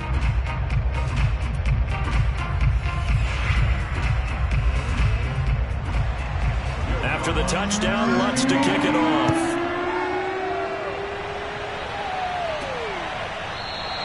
And this will not be returned. It's a touchback, and they'll begin at the 25. Well, the Cardinal offense going to take over late in this first half. And with them trailing, there is still enough time to try to string a few plays together, maybe get into field goal range.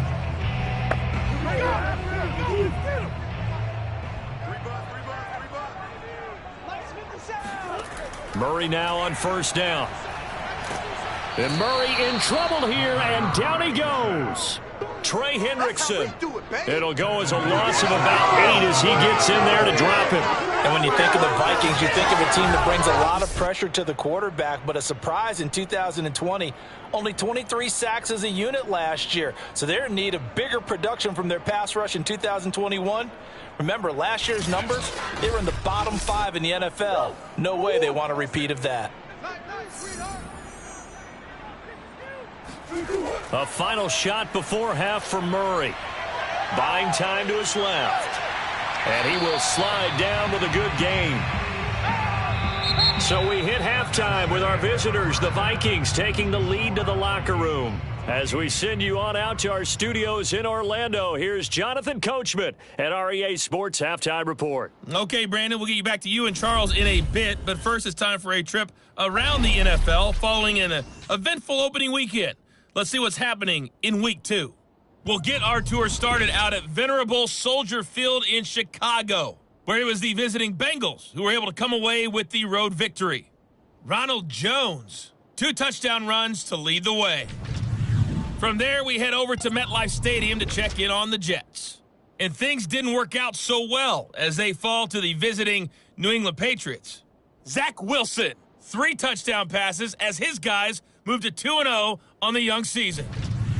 Lastly, we head to the Gulf Coast and check on the Bucs at home in Tampa. And that one all tied as they host the visiting Falcons.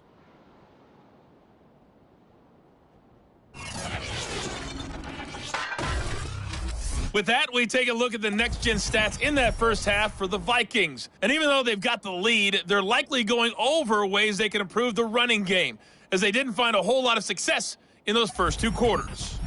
Meanwhile, for the Cardinals, they had a little bit more success on the ground than their opponents did, and that should set them up well for the second half to come. Okay, Coach, appreciate it. A 1-touchdown game here as we get set to resume play in the second half. And no fireworks to start the half. This will be a touchback. The Cardinals ready to go here to start the third quarter. They do trail, but they have a chance to possess the football first to try and do something about it. And that certainly makes it something of an important drive for them, because is it going to win the game? No, but you have to do something to bring some life to your sideline. And they'll begin by running the option. And he's brought down, getting this one up to about the 35. Give him 10 yards there, and about by the nose of the football, he's going to have a first down. I tell you, there is no antidote for speed, even at the quarterback position, as he keeps it himself and turns it into good yardage. And it still takes time for a defender to react, even as quarterbacks carry the ball more and more in today's NFL. They're still a little bit in disbelief and realize, oh my goodness, he's running with the ball. He may be 8, 10, 12 yards downfield at that point. Here's a quick hitch route and the throw complete. 7 yards the pickup there.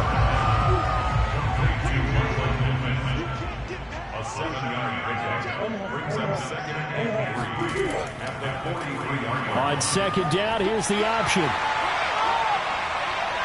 And they'll get him down as he's inside the 40. So not his arm, but hurting him with his legs. A gain of 19 on the keeper and a first down. It looked like almost some miscommunication defensively, because once he decided to keep it, he had pretty smooth sailing. Yeah, it became a question of, wait a minute, who's got the quarterback? And when you talk about miscommunication, it's supposed to be called assignment football on the defensive side of the ball. But the assignment gets mixed up. That's the end result. They'll run on first down. It's Taylor. And a short gain there down to the 37-yard line. It was Jason Pierre-Paul who was able to get him down. They'll run on second down with Cohen. And he stopped immediately there. No gain on the play there, so that doesn't help. Now they're looking up at a 3rd and 9 situation. They'll let this go deep for Sutton, and that will be incomplete. Well, they weren't scared to let it fly, but it falls to the ground and brings up 4th down.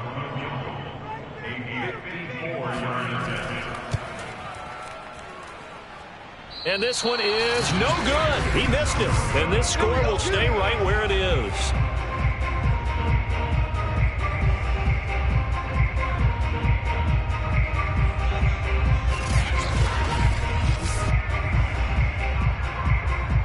So here are the Vikings to take over. They were winners last week against Cincinnati, and right now they are in the driver's seat in this ball game as well. Down here in the third quarter, obviously that's one they could have used. Yeah, and one of my favorite special teams coaches in the NFL told me what separates the kickers in the NFL versus the ones who are not is not the misses. It's the second miss in a row. Best kickers in the league, they don't miss 2 in a row. He's got to get his head back together in case he gets another shot. Play action now. Cousins. Now the hit comes, and Cousins lost the football. Good breaker, baby. Good breaker. All day, baby. Good breaker. When that ball popped free, we could hear it all the way up here. Those guys down on the field alerting everyone of the fumble. He's lucky that his offensive mates picked him up and jumped on it. Yeah, and you have to think to yourself, and I'm sure they've been echoing it on the sideline and into the huddle. Guys, we have the lead. Just take care of the football. Don't make it easier for them to start to make a comeback. So possession still theirs, but now they face a 3rd down. Here's Cousins. And the pressure too much that time as Cousins goes down. Cameron Hayward able to get in there for his 2nd sack of the afternoon. And keep in mind, in addition to the 2 sacks that he now has, CD, he's also had a couple of quarterback hurries. He's been very disruptive. To put it mildly, and it reminds me of the time I asked an offensive tackle who struggled like this in a game, He said he was telling the coach, hey, what do you want me to do? This guy's just eating me alive. And the coach probably just looked at him and said, applaud. His first punt, 48 yards. This one looks equally as good. Now it's Peterson. 47-yard punt, a return of 4. And out will come the offense as they take over. And the Cardinals getting set to trot out there now. Last time out, they had that long 50-plus yard field goal that they missed. And I'm sure on their sideline they're thinking to themselves, okay, do we still want to try one if we're in that position again? And I would dare say that the answer would be yes. They're going to have a lot of confidence in their kicker. But just to be on the safe side, I'm sure they told their offensive guys, can we get a little bit closer this time? Closer. Yeah, well, you know, I'd rather get in the end zone first and foremost. But if all else fails, less of a field goal attempt for him. Well, we saw a lot of negative plays that resulted in plenty of lost yardage in the first half. And that trend is continuing here.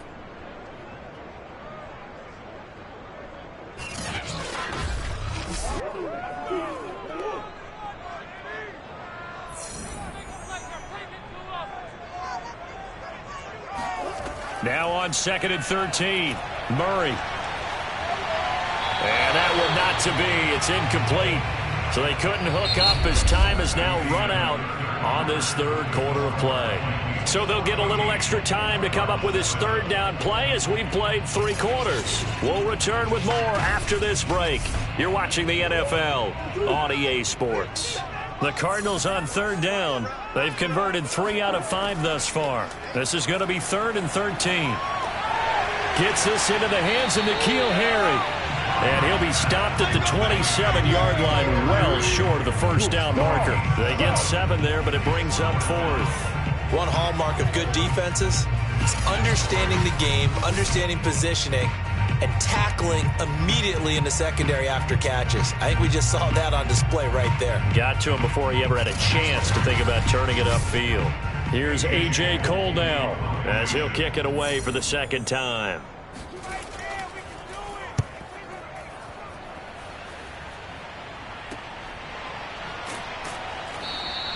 We'll call that a 47-yard punt, a return of just 3. And the offense will take over with a new set of downs.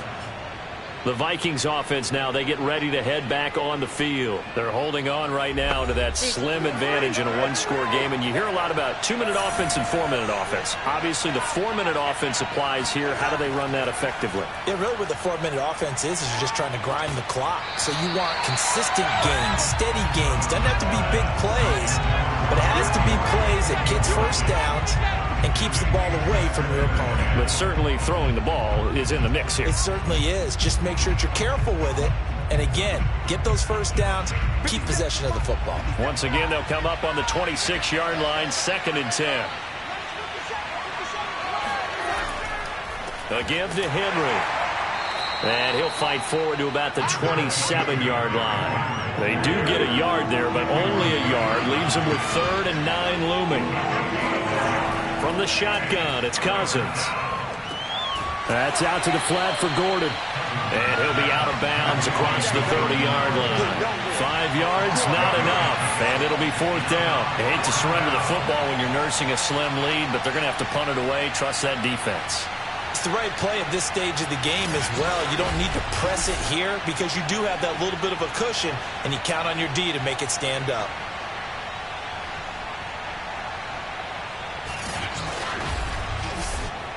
Here's Kevin Huber now as he's on to punt for Minnesota.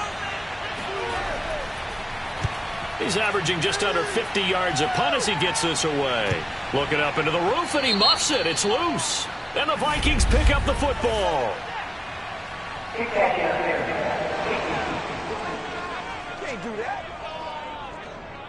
So they will accept the penalty and move forward.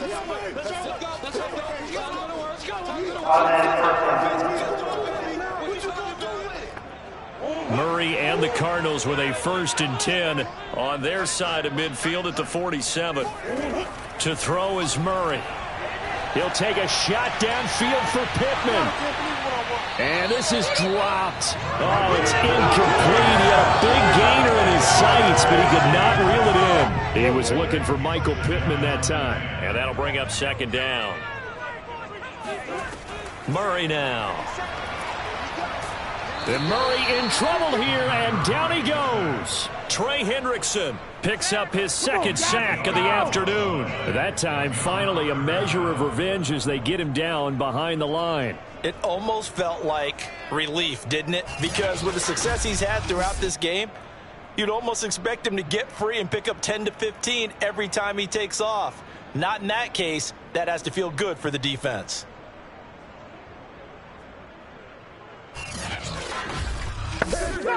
Possibly a turning point. Big play coming. This is 3rd and long. From the gun, Murray. Escaping the pressure right.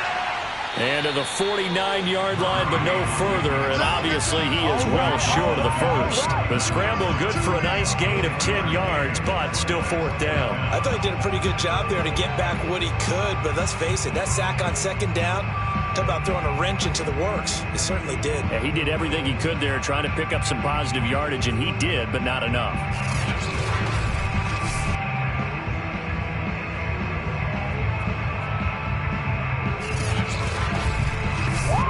Here's A.J. Cole now as he's on to punt for Arizona.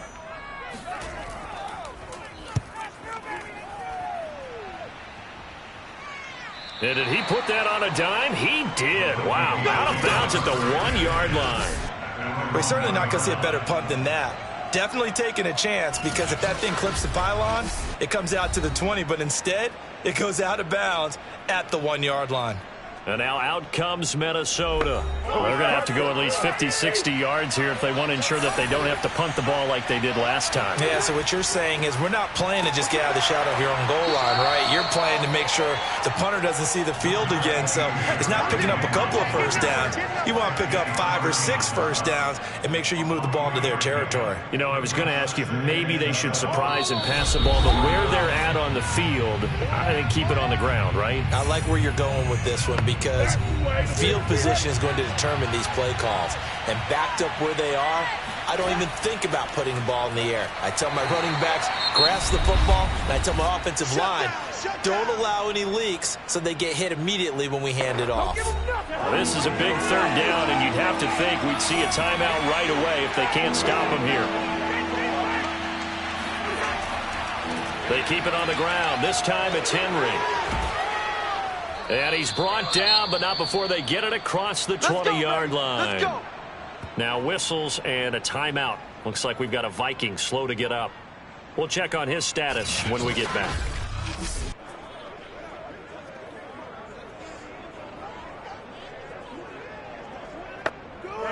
They're not totally home free yet, but it's looking good as they come up 1st and 10. Derrick Henry.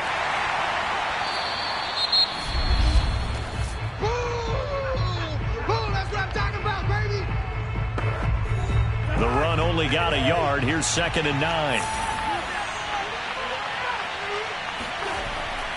They'll try and choose some clock with Henry. And this will be a Vikings first down as the tackle made at the 35-yard line. The Cardinals forced to burn their 3rd and final timeout. And they'll be disappointed to have to burn one there after giving up the first down. And they will take a knee here.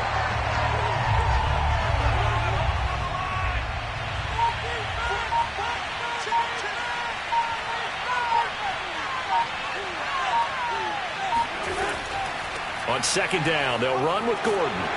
And he'll work this one up to about the 38. 4 yards on the pickup there, and now they're left with a 3rd and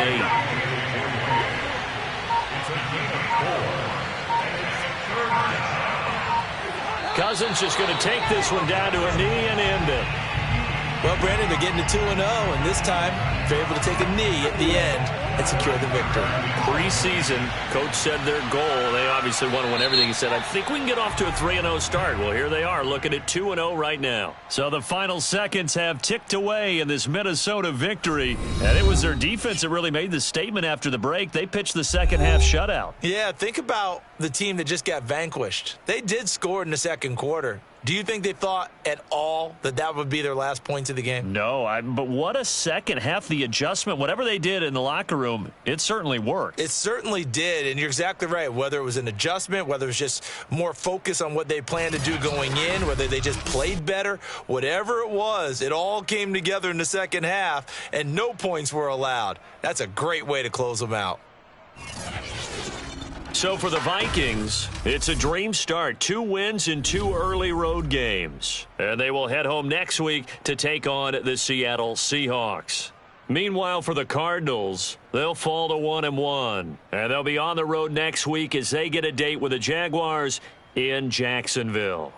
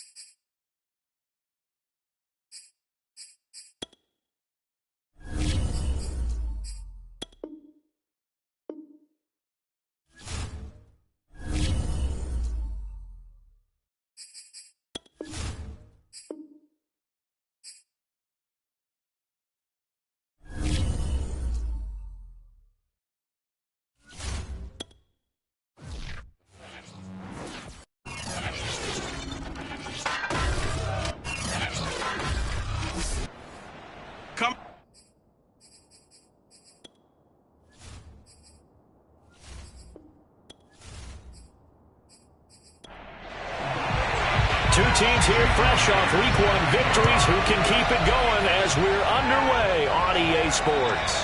And this will not be returnable. It's out of the back of the end zone for a touchback. So now here comes the Eagles offense as they get ready to take over. They'll be led out by the 2015 NFL Most Valuable Player in his 11th season in the league, 32-year-old Cam Newton. And many people are having difficulty pegging exactly what they believe Cam Newton is at this point in his career. For me, when I see certain days and he's right, he can still be an accurate passer, can still get the ball downfield. And his running ability, especially inside the 10, still makes him a difficult quarterback to prepare for. That one good for 10 yards. And that'll bring up a second and just about a few inches here. Now it's Kamara in the passing game. And able to get this one across the 45 before he's brought down. It's an Eagles first down on a gain of 11. Here's Newton. That ball caught. It's Mark Andrews, the tight end. A gain of 6 there on first.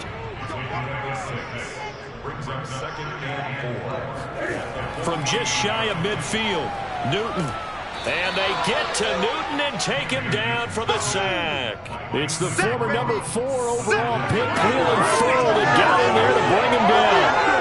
It seemed like he kept going through those progressions, and I thought he might dump that underneath, but he couldn't get rid of the football in time. And I have to wonder if he was thinking while he was back there, I wish there were a lot less progressions on this play, just someone that I can dump the ball to and get it out of my hands. 49ers have an extra defensive back on the field, a nickel set for third down.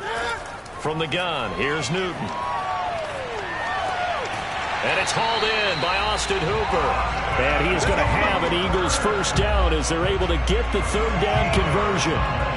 That one goes for 13 yards, and it moves the sticks. We often hear the phrase sure-handed tight ends, and he certainly fits into that category. Plus, he's got a quarterback who knows to look his way when they need a big pickup. And on this play, he finds it for the first down. So from inside Niner territory now, this is 1st and 10 at the 41. Newton now to throw. This one hauled in. Again, it's Hooper. 7 yards, the pickup there. I don't think it's a surprise they're throwing the football early. We expected that. They told us they were going to come out firing the 4 for 4 on the opening drive. They like that. They don't just like it, they love it, because now everyone gets locked in. Your confidence jumps up. Everyone's easy about what they're doing out there.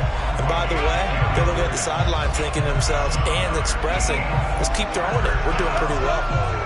That's a very nice game there. A confidence-building run. Love the execution up front. And the way he pressed the hole, absolutely perfect. So after the run by Kamara, now another 1st and 10. And to give this time to the tailback. He is taken down at the 21 after a short gain of 2. The last run good for 2. Here's 2nd and 8. Out of the gun, Newton. He's got his man. It's Andrews. And he'll go out of bounds in the red zone just inside the 20. Here comes play number 9 now as they come up on a 3rd and 3. A shotgun snap for Newton. And that's going to be caught for an Eagles touchdown. Devontae Adams, his 2nd touchdown on the season.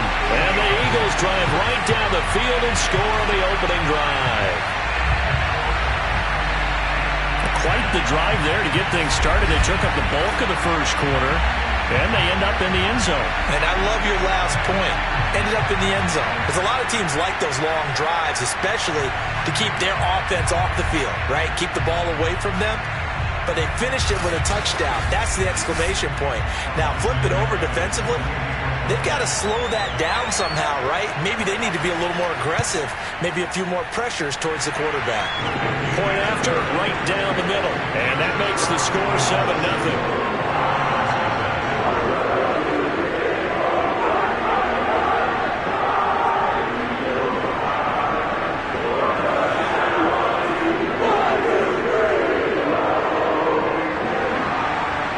Kick team out there now as they run up and send this one away. Callaway, the return man. And the tackle going to be made right there at the 25-yard line. So here are the Niners now to get their first drive. They'll be led out by their now 36-year-old quarterback who's in his 14th NFL season, the former MVP, Matt Ryan. And he said he was feeling good in the lead up to the season, and he proved it in a big way in Week 1 with 4 touchdown passes. Had the offense moving at peak efficiency right at the start of the year. Awfully impressive. And he'll be upended at the 28-yard line. Just a 3-yard gain there. These are his numbers from last week's contest. 18 carries, 59 yards, and a touchdown. And to me, the goal is the exact same thing as last week. Get him the ball early and often. I think he's got another big game in him in this one. After 1, 7-0 on EA Sports.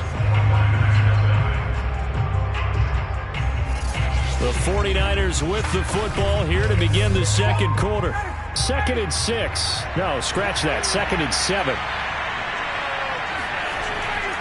Now Dobbins again on 2nd down. They'll only get a couple up to about the 30. The Eagles call on the extra defensive back here as they prepare for a stop on 3rd down. Now it's Ryan. And he's caught on the sideline, but he's not going to have a first down. They say he was out of bounds, so a big call there. That brings up 4th. A deep ball down that right sideline, and he made sure that he put it where either his guy was going to catch it or no one was. On 4th down, punt coming from Braden Mann. They only punted twice in the win last week as he gets this one away. 36 yards on the punt with no return. And the Eagles will have it, taking over 1st and 10. The offense and Alvin Kamara heading back onto the field. The passing game, they've had more success there than the running game. Maybe something they game plan for. How come they didn't tell us about it? Because they wanted to keep it a secret. We did ask, didn't we? But I think what happened in this one is they've realized that they've established the run pretty well, and teams are going to key on that. They thought they could open it up and have success through the air, and that's exactly what's going on. Yeah, they've had success, at least so far, here in the second quarter. Now we've got whistles and a timeout here. Yeah, it looks like we've got a 49er that's down on the field. Well, he gets attended to. We'll step aside. A good gain on first. Has him set up with 2nd and just a couple of inches now from the 29. Cam's going to run the option right. And the play goes nowhere. Losing yardage back near the 40 at the 39. That'll be a loss of a yard, and it leads to a 3rd down. Well, that play never really got off the launching pad. He had a linebacker in his face before he had a chance to do much of anything. Yeah, I think it's big boys up front, that offensive line. They've got to do a little bit better job of protecting him if they're going to continue to run the option like this.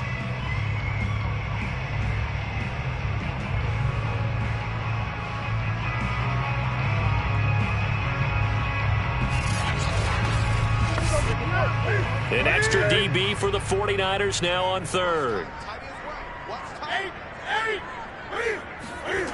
To throw is Newton. And they get to Newton and take him down for the sack.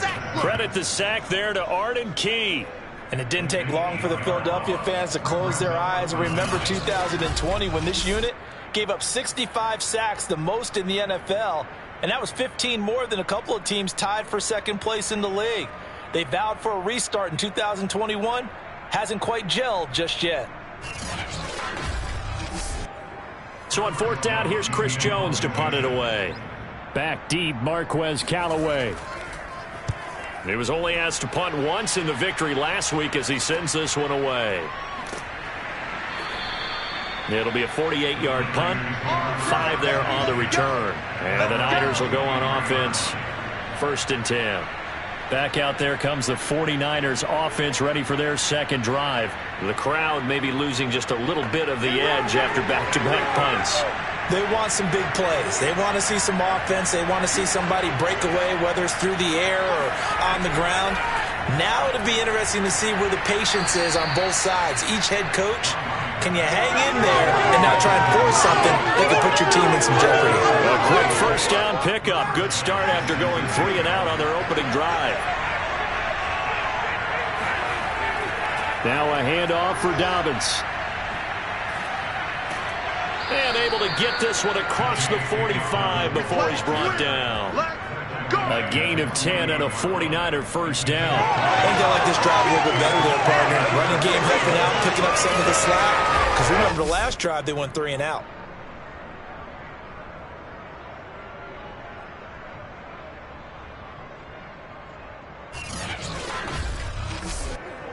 Back-to-back good plays have them on the move on first down. Ryan. He's going to go deep for Funchess. And the throw left sideline here is caught, but they'll rule it incomplete.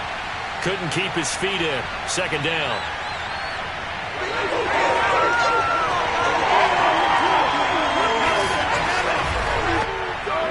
A reminder coming up at halftime. We'll head to Orlando. Standing by there, Jonathan Coachman. He'll have stats and scores from around the NFL in his second week of the regular season. Meanwhile, the throw here is complete. 9 yards, not quite enough, and they'll be left now with 3rd and 1. The 49ers moving hastily. They're scurrying to the line. He gets this underneath to Dobbins. And he has another first down as they'll get the ball down to the Eagles' 34-yard line. They only needed 1 yard on 3rd down. They get 10 instead by going to the air. And I have to think that the Ravens are going to continue to find ways to get J.K. Dobbins the ball, and even more in the passing game this year. Just 18 catches as a rookie a year ago. Would not be surprised to see that number at least double in 2021. From the 34 now, here's 1st and 10. To throw is Ryan. Pressure comes, and down he goes. The Eagles get there for the sack. The 49ers now going to use the first of their timeouts, as they'll stop it with just over a minute to go before halftime. And they need to work to at least get some of this yardage back after the sack. 2nd and 19. Ryan hit and lost the football. Now San Francisco going to call their second timeout, as the stoppage will come with a little under a minute to go in this first half. On 3rd down, here's Dobbins. And that play will go nowhere. Losing yardage back near midfield at the 49. A loss of a yard, and it brings up 4th. Sometimes you just sit back and marvel at what he can do defensively. Speed, strength, quickness. He's the whole package. And that package just wrapped up the runner for a loss. Here's Braden Mann now, as he'll punt it away for the 2nd time. Yikes. Terrible kick, headed straight for the sidelines. Already at the line, this Philly offense set to go. And they may be content to take this 7-0 lead into the locker room. We'll see. And they're just going to run it here up the middle. And he'll just push his way forward for a few as the clock will run. Just a yard on the first down carry, so it's 2nd and 9.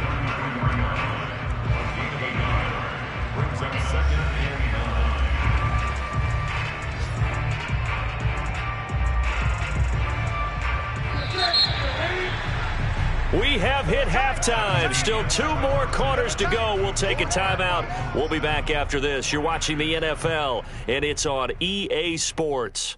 It's in the game. Okay, Brandon, we'll get you back to you and Charles in a bit. But first, it's time for a trip around the NFL following an eventful opening weekend. Let's see what's happening in Week 2. We'll get started up at FedEx Field in our nation's capital, where it was definitely a game with some intrigue, as you can see by the scoreline. DK Metcalf, a touchdown catch in the victory. From there, we head down to the Sunshine State to check on the Jaguars at home in Jacksonville. And they've got the lead over the visiting Denver Broncos. Big Zeke, Ezekiel Elliott, 2 touchdown runs. Finally, we finish at MetLife Stadium to see what's going on with the Jets. And they currently trail in that game against the visiting Patriots. A touchdown on the ground there for James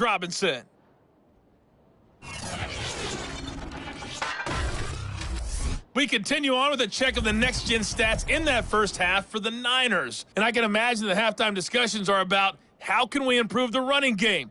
They have not had success so far, and it's reflected on the scoreboard. Meanwhile, for the Eagles, they too didn't do a whole lot in terms of rushing efficiency in that first half, as you can tell by the numbers there. Okay, Coach, appreciate it. A one-touchdown game here as we get set to resume play in the second half. And he brings us out past the 20 to the 24.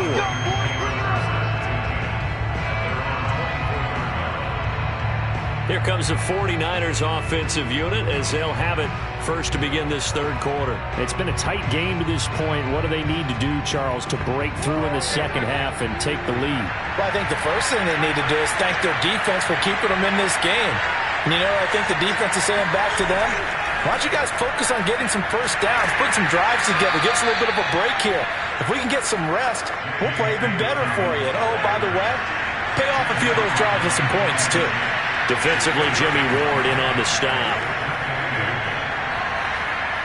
Ryan hit, and he lost the football. But an alert 49er able to gain possession, so they will indeed hold on to the pigskin. Fortunate to get that football back, because trailing here in the second half, last thing they needed was to lose the possession. And the word I think of here is opportunity, because it could have been lost there, their chance to score points. But the opportunity for the defense was to go ahead and really close this game down if they were able to get possession. So danger averted for the moment, but now here's a 3rd and long. Here's Ryan. He'll swing this out to Dobbins. And he's not going to sniff the first down here. He stopped at the 25. 5 yards, not enough. And it'll be 4th down. I know it was a gain, but you have to sense probably a little bit of disappointment there, because when it's out there in open space, I think they expect to get more out of a play, don't you? Especially when you're getting it to your guy out of the backfield. You're expecting him to be able to create something, be a little more shifty. Yeah, no doubt about it. Good open field tackling held it to an okay gain. And he uncorks a beauty. Best of the day. That's returnable now for Smith. A pretty good punt there, but also a nice return of 12 yards.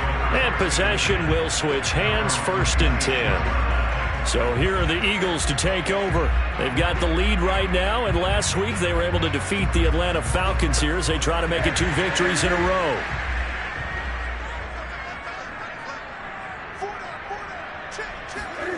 Now Newton on 1st down. That one tipped, and it's incomplete. But good hands there defensively, and 2nd down. To throw on 2nd and 10. Newton. He'll get this one underneath to Kamara. 5 yards. Now it's 3rd and 5.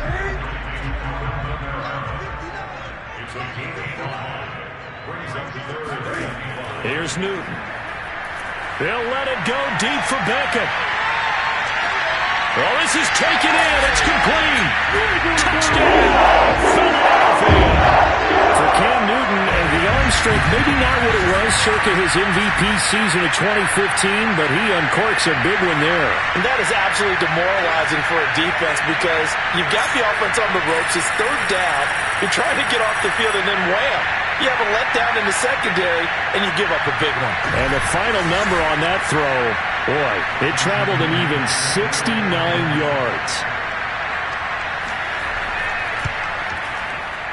Extra point splits the uprights, and that'll make the score 14-0. Scoring summary, 3-play drive, and it was capped off by an Eagles touchdown. The Eagle kick team out there now as they run up and send this one away. Callaway, the return man. And makes it across the 20 as his guys will set up shop at the 23-yard line.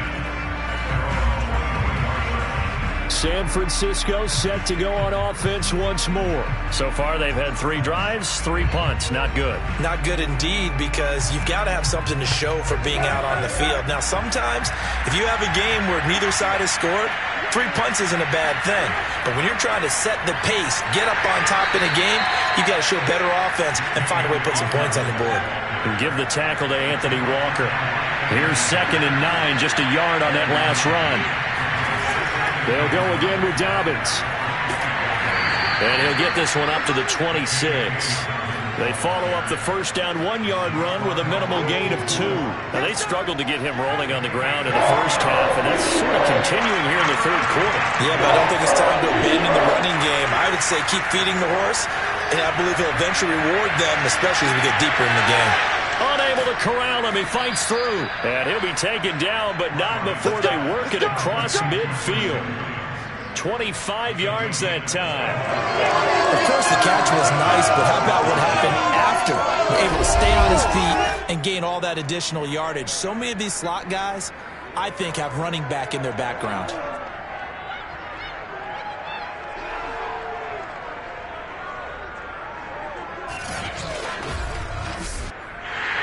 Plenty of shouts from this crowd as they watch the replay. They want a challenge, and they're going to get one. The thing that they'll be looking at is a spot of the football, and this is always such a tough one for officials to get exactly right. Not just because of how fast the game's going, but just trying to get the right sight line to the football. That's not always easy. We'll see what they decide here.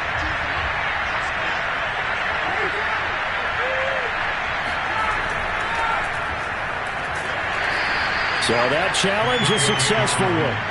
And he takes it past the 45 and down at the 46. It was Matthew Adams who got him down on the defensive side. And he'll be brought down at the 48-yard line.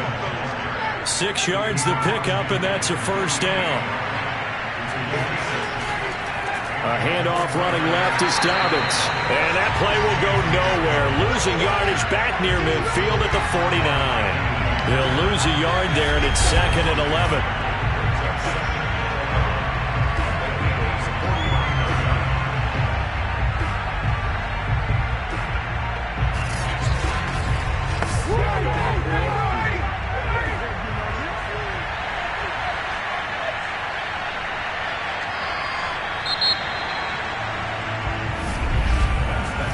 As they come to the line, they will not be able to get off another play as time has run out on this third quarter.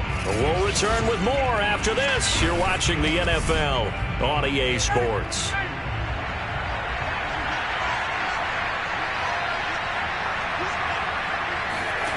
On 2nd and 11 now. Ryan. It's Knox, the tight end, making the catch. And he's corralled, but not before getting it inside the 35. First catch for the NFL's catch leader after 1 week, and it's a first down. Good yardage on the completion there. And when they look at the scoreboard, they do understand a field goal is not going to do them any good. My guess, they're going to press the ball downfield as far as possible, try and throw it into the end zone and get a score because they know they've got to get that done and get the ball back as quickly as possible.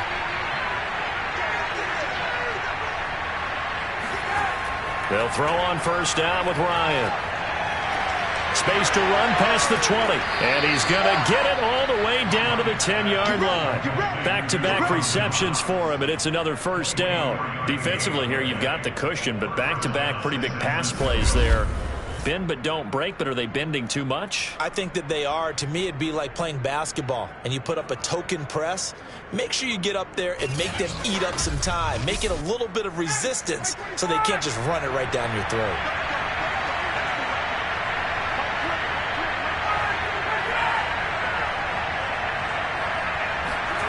Throwing now, Ryan on first down. And did he get the feet down? No, they'll say he did not. It's incomplete. So after the incompletion on first, now 2nd and 10. From the shotgun, Ryan. He'll check this down to Dobbins out of the backfield. Touchdown 49ers. J.K. Dobbins, his 2nd touchdown on the season. And the 49ers are finally on the board here in the 4th quarter. So how about that for an answer? They get the touchdown there, and it's back to a one-score game here in the 4th. And that's what these guys have done all game long because they've scratched and slashed their way to stay in this game. And by now, we should all realize they're not going away. Now the pressure again swings to their defense because they're going to need to find some way to get the ball back. Jason Myers now for the extra point. And that one makes it 14-7. So that one a pretty time-consuming 10-play drive. And it's polished off by a touchdown for San Francisco.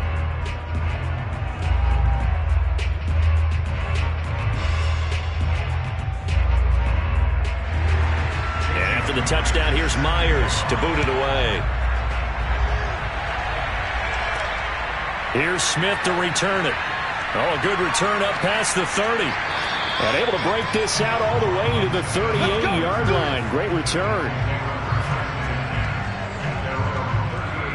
The Eagles offense back out onto the field. After the touchdown we just saw, we have a brand new ball game. And now look at the situation. You got plenty of time on the clock. Defensively, they have 3 timeouts. So do you run the football here or do you throw it? I think you have that full conversation with your offensive unit, and you tell them, here's the situation.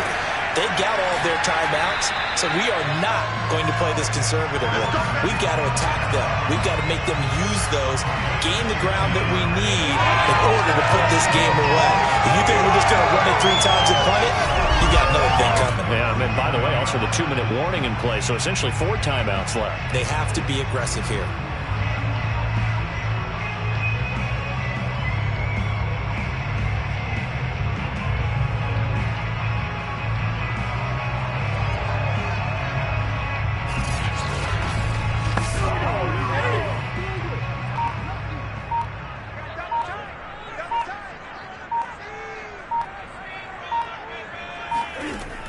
Staying on the ground on first with Kamara.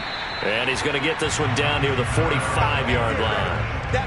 Zaven Collins there to make the play defensively. I like that run right there, partner. Not the flashiest run, not the one that's going to break for big yardage, but he understands the situation, and taking care of the football, paramount, and he got it done. Nursing that slim lead, you're exactly right. Hold on to that ball.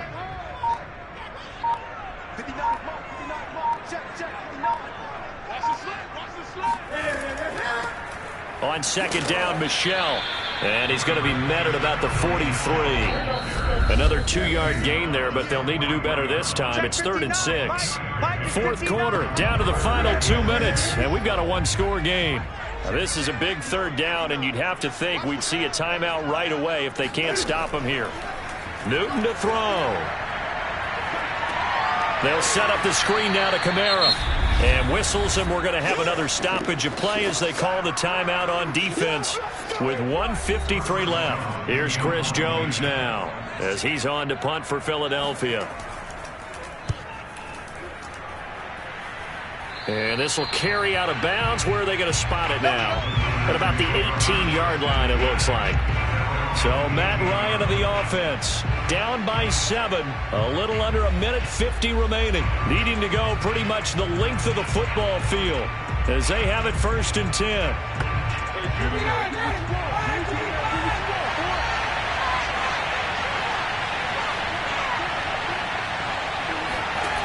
Now Ryan.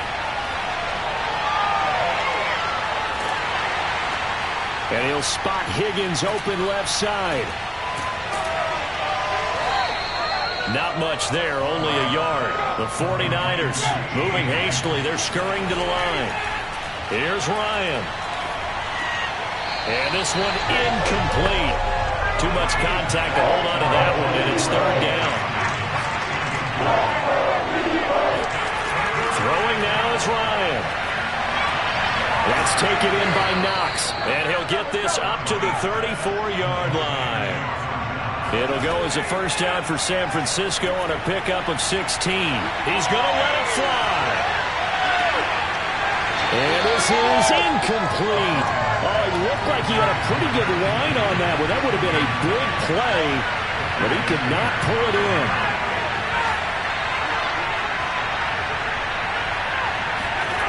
Here's Ryan.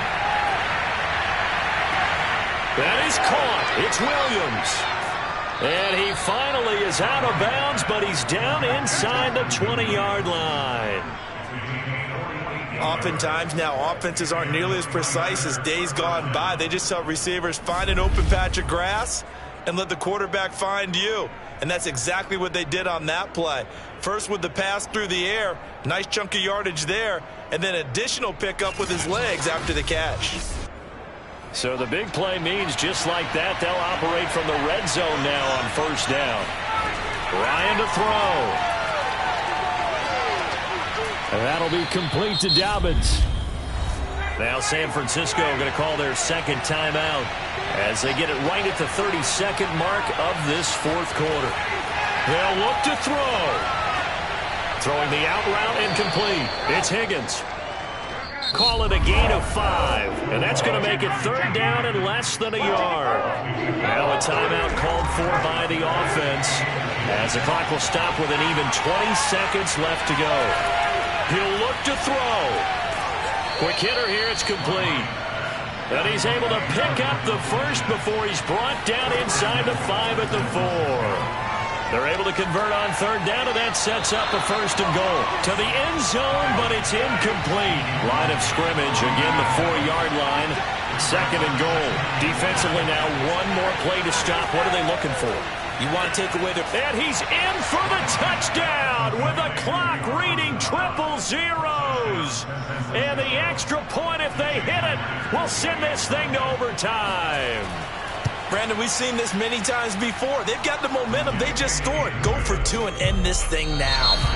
Extra point up and through by Myers. And we are tied at 14.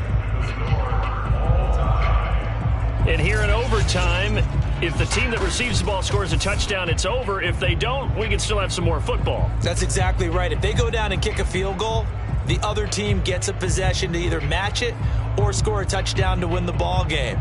If both teams kick field goals, the next team to score wins. But if the receiving team throws a pick 6 or fumbles the ball and it gets picked up by the defense and they score, the game is over at that point. So a tie ball game here as the kick's away.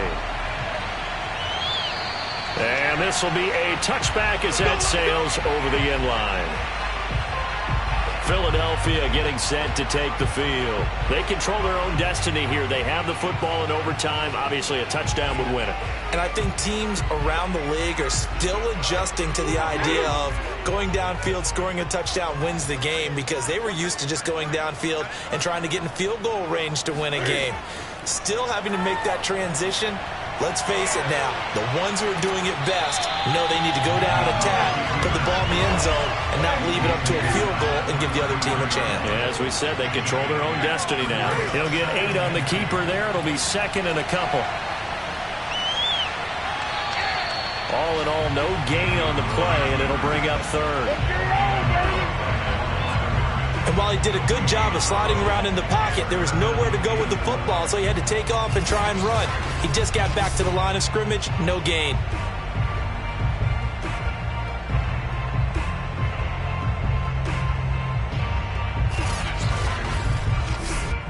So a big play in this opening drive of overtime. Now looking at a 3rd and 3.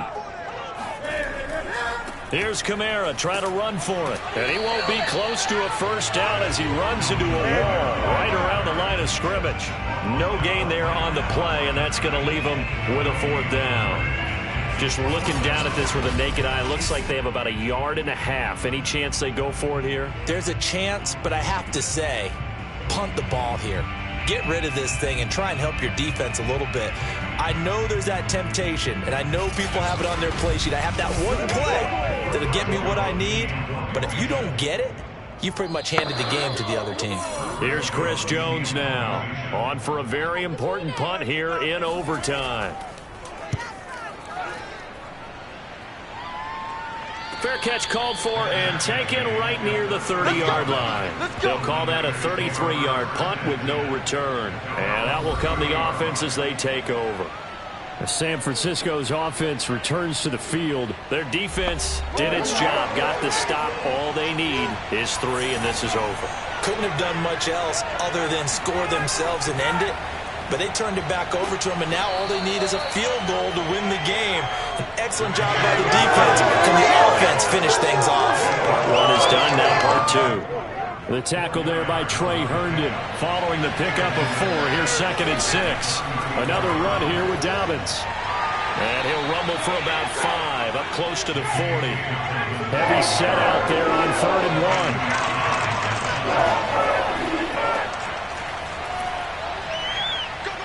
And he's taken down at the 43, but not before picking up the first. I don't want to overhype it, but this is a big early season game, especially an overtime win. That can give you a big boost going forward in the season. It certainly can, and I don't think you're overhyping it because cliches go out the window when you start to play overtime. And you're right, the winner of this game now, that's an extra boost moving forward. And it actually is an extra hurt for the team that loses because normally you shake it off. But in this situation, it lingers a little bit longer.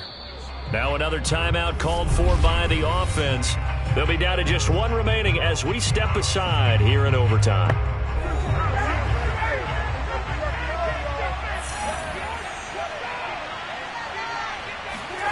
Now what can Ryan do here in overtime? And he takes a shot on the release as this will be incomplete. So second down, still 10 yards to go. Ball on the 43. Dobbins trying the left side. And he's going to bowl his way forward to the 48. 44 yards rushing for him now as he was just trying to will his guys to an overtime victory. Ryan. And he completes it to the tight end, Knox. And he is going to have a Niners first down as they're able to get the third down conversion. It's a pickup of 15 and a fresh set of downs. Normally on third down and short yardage, you're thinking to throw to your tight end. It's just going to be a simple chain mover. But this time they let him roam down the field, and a nice dart picks up the first down and then some. Now the offense will burn their third and final timeout. It'll be their second and final timeout, remember, here in overtime. We'll be back. So from Philadelphia territory now, here's a 1st and 10 at the 37-yard line. Here's a give to Dobbins. And he'll get 3 down to the 34-yard line.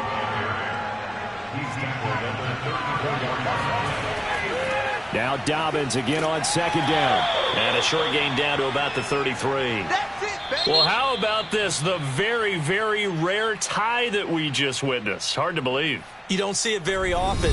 A bonus period of football, yet both teams go home a little bit unsatisfied. So that's it. No double overtime until the playoffs rolled around, so that means this one ends in a tie. Yeah, that's ultimately unsatisfying for both teams, the fan bases. Heck, for us. True. We came here to see a winner, right? We did. Winner and a loser. We didn't get it. We end up with a tie. Everyone walks away.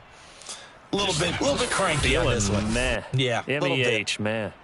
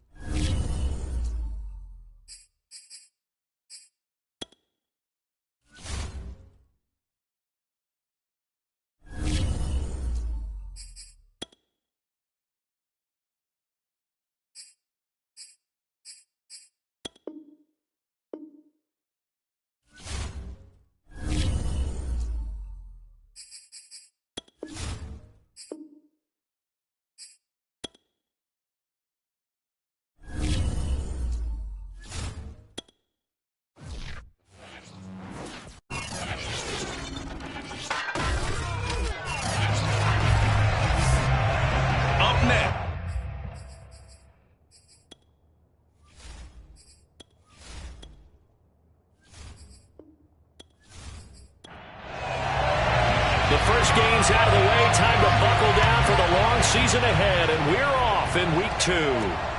Jamal Agnew now to return it. And he'll be stopped up at the 25. Come on, baby. Let's go. And here come the Saints for their opening drive. They'll be led out by their quarterback, who's now in his 8th season in the league, and that's Jimmy Garoppolo. Athletic, accurate, strong arm, knows how to make something out of nothing, and is also an excellent leader. Coming out with a jumbo package to start the drive. Now Garoppolo. And his first pass is incomplete. Allen Robinson, the intended receiver. And now it's second down. Looking to throw, Garoppolo. And the hook up here to Allen Robinson. And he takes us beyond the 35 before going out of bounds. Check in on the numbers last week for Robinson. 7 catches, 96 yards. When you turn in good, consistent performances each and every week, you will rank in the top 10 in the league in receiving yards, and he's number 7 currently, hoping to move up as time goes on. Now here's a throw that's complete, and he'll be out of bounds up near the 45 at the 44. From the 44, Garoppolo. He'll get this into the hands of Travis Fulgham. And he is out of bounds inside the 35. 22 yards on the catch and run, a first down. And CD, we have seen some great runs the last few times we've been together, but I think we can at least put this one in our top 5. That was a determined gallop there. And that, in a nutshell, shows you what this guy is made of. I mean, most guys in the NFL just can't do that. He absorbed the contact, refocused himself, and made a break for the end zone. And the next-gen stats shows us the tale of how much yardage he was able to pick up after the initial contact. Again, they'll throw with Garoppolo. And that one drops down, incomplete. Good coverage there, forced the ball free, and it's second down.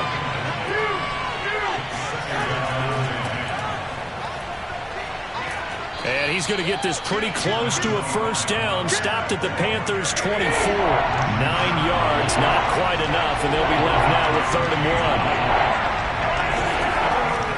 1. They'll try and run for this with Mack.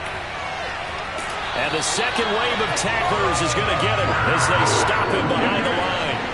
A loss of a yard, and it brings up 4th. Just a simple run play there on 3rd and 1, but this D was up to the challenge and stopped him, bringing up 4th down.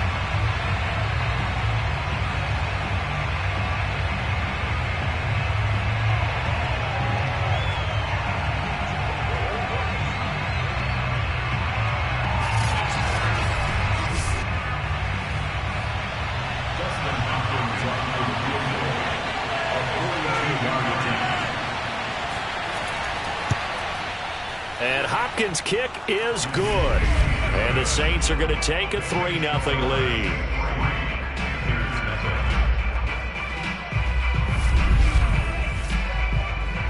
In the end, the opening drive, Charles, does yield points. Maybe not the touchdown that they wanted, though. Yeah, but bottom line, they wanted to get something out of that drive, and they did that. 3 points, they won't turn that down at all. So here are the Panthers under head coach Matt Rule. They will be led out by their now 44-year-old quarterback playing in his 22nd NFL season. Unbelievable. The great Tom Brady. Well, we've all seen what Tom Brady can do on a football field for a couple of decades now. But how about his most impressive accomplishment? Moving to a different franchise and taking them to a Super Bowl title as well. Not many players can continually stiff on Father Time the way that he has. And he will lose yardage here back at the 23-yard line. 2 yards the loss, 2nd and 12. I like the strategy. Extra tight ends, extra beef. They want to run the football, but that means they probably want to run it inside. If you get strung out on the perimeter, you're in peril. Yeah, we saw the result, negative yardage. So the opening play of the drive goes backwards. Now they'll come up on 2nd and 12. Throwing now is Brady. Trying to get it to Williams, but it's intercepted. Picked up by the USC man, Adoree Jackson. And he will take this one home. It's a touchdown. And on that one, with 6 defensive backs, did he need to be more careful throwing the football? I mean, I guess obviously in hindsight he did, but... Yeah, hindsight, but even in foresight, when you got 6 defensive backs on the field, you just know you're going to get multiple coverages. You're never sure what you're going to see. But the biggest one is you don't have much reaction time for your receivers to go get the football because those guys, they're the best cover guys on the field. They go get it. And on that play, they took it the other way for 6 points. Footing always a concern, but the extra point's up and good. And the lead grows to 10-0.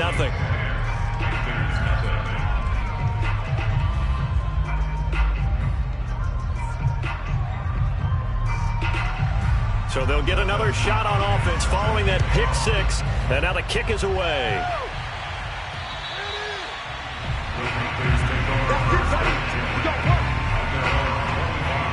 The Panthers coming back out onto the field for their second drive. Early on, you know, Charles, every game could be called a measuring stick game. But I think when it comes within your division like this, it's a measuring stick game with a little extra intrigue. I would agree with that totally because all division games have a little extra to them. But I like where this game is situated because at this stage of the season, it has that little extra juice.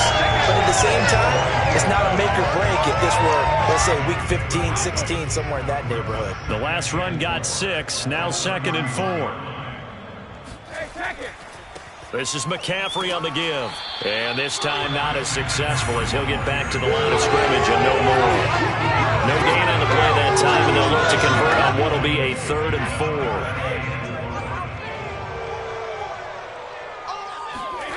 Now Brady. He'll get this to his tight end, Gesicki. Well, this is going to depend on the spot, but it's not a very generous one. He looks to be about a yard or so short. 2 yards is all they'll get on the completion. It's 4th down. I think defensively you're okay with that. You're in the first quarter. He's going to get some catches, but they rallied to him quickly. And that's what you count on, and I like what you just said. First quarter, can you do it all game long? They catch it, you tackle them, they go down on the spot. Because when you're able to do that, and you don't give up big chunks of yardage after the catch, now you put the offense in a position where every series they have to work hard to pick up first downs, and you tend to stall them out when you do that. 33 yards is the distance on the punt there. And the Saints will take over with a 1st down and 10.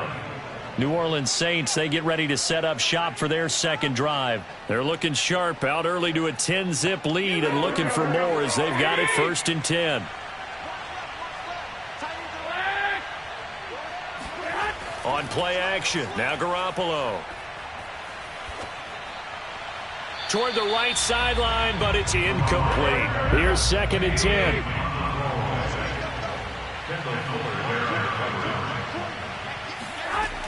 Looking to throw, Garoppolo. And now Garoppolo lost the football. You better be ready next time. Recovered by the offense.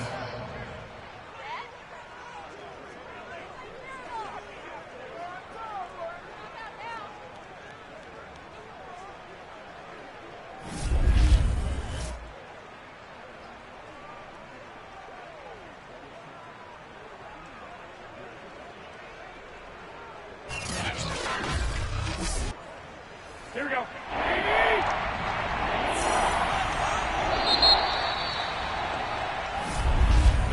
10-0 the score after 1 on EA Sports.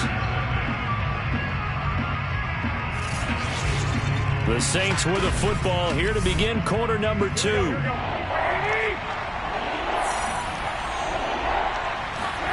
Throwing is Garoppolo on 3rd down. And this is going to be incomplete. Whoever the dime look that time on defense just flooded the field with defensive backs, blanketed everyone, took away all the passing angles, thus the incompletion. On 4th down, Matt Hawk is on to punt. Christian McCaffrey deep for Carolina. And a fair catch called for and made just inside the 35-yard line. Just 34 yards on the punt there, no return. And the Panthers will take over now 1st and 10. Here come the Panthers now, set to take over on offense. And this not an easy situation. You're down early, in the elements, you're on the road. How do you get the mojo back? Well, one thing is to remember that as an offensive player, you have a much better idea of what you're trying to accomplish and where you're trying to go than the defender. So in this case, because you know it, you can make your cuts with a little more decisiveness, maybe a second fake, some double moves, things of that nature, to go ahead and try and put some pressure on the defense. From the 38, Brady. That's complete to his tight end, Mike Gesicki. Second catch for him today, and it'll wind up a first down. I got a kick out of that one, partner. You and I talk often about trying to hide receivers in certain situations, but a guy of his size can't really hide him. But the tight end drag route, definitely an effective way to sneak him across the formation for an easy completion and a first down. And they'll get this to the 30-yard line before crossing over out of bounds. That one goes for 24 yards. I've got to make sure that I don't take Tom Brady's greatness for granted, that we make it routine. How about that throw right there? Yeah. Another great completion. And you know one area where he honed his throwing, he was a catcher in high school. He was actually drafted by the Expos in 1995 in the 18th round. Wow, that would have been something to see him behind the dish. Think he gunned down a few guys? Gunned down a few guys trying to steal second. That would have been fun to watch. Brady now on first down. Throw left side. McCaffrey's got it. Touchdown, Panthers. Christian McCaffrey, his first touchdown of the new season. And the Panthers are able to get this back within a touchdown. Getting your back involved, what's the importance there of the passing game? Well, oftentimes you can create mismatches because who's going to cover, and you get him into space, which is where he likes to operate with the ball in his hands. Oftentimes makes people miss, gets that run after the catch, and off he goes. And into the end zone.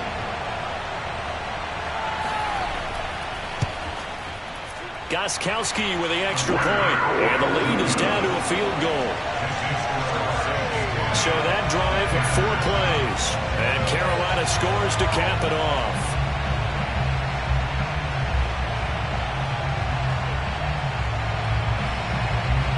The Carolina kick team is out there ready to go, and they kick this one away.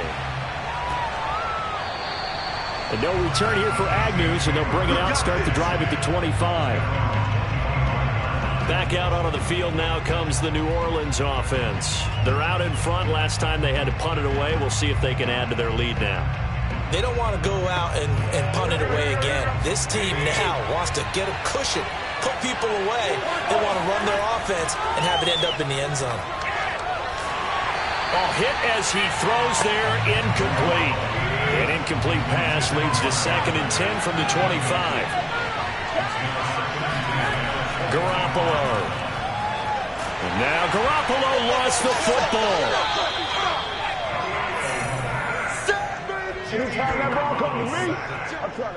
A lot of bad news on that play for them, wasn't there? Lost the football, lost a lot of yardage, but I think the good news outweighs it. Able to retain possession. That was big for them.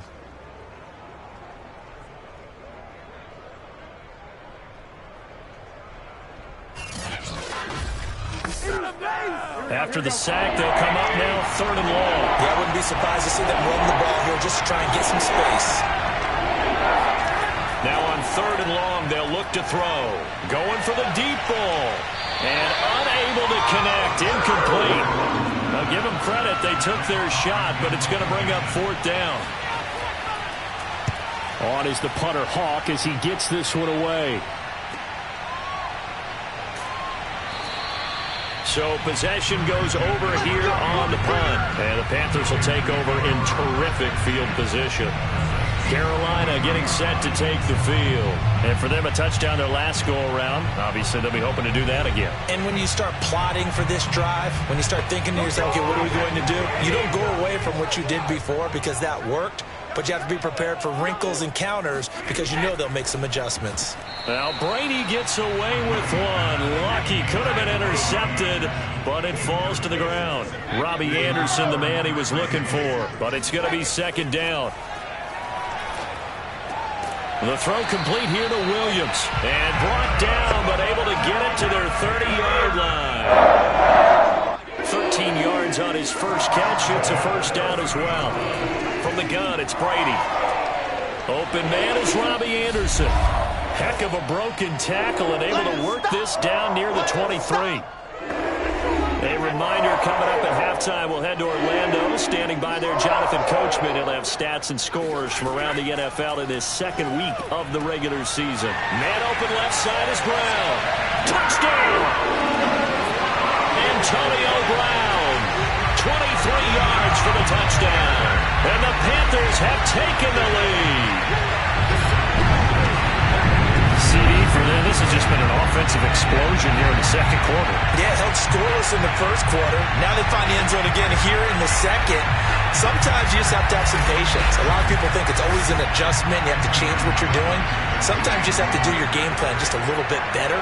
And I think that's part of what we're seeing here. Gostkowski the extra point. And the lead is now 14-10. Just a 4-play drive that time. And the end result, a Panthers touchdown. The Carolina kick team is out there ready to go, and they kick this one away. And they will not get a chance to return this one as it's through the end zone for a touchback. Here comes Jimmy Garoppolo now to lead his offense back out there. He has not had the game that he envisioned. His team has not had the game that they've envisioned here. So how do they turn this around now? Well, right now what he's looking forward to doing is finding a way to get the added weight on his back. Is it like that monkey that Steve Young was talking about? Remember that in the Super Bowl? Oh, the 95 Super Bowl. Right, when they beat the Chargers, and, you know, he had that weight of expectations and past greats on his back. In this case, it's just bad. And got his man complete.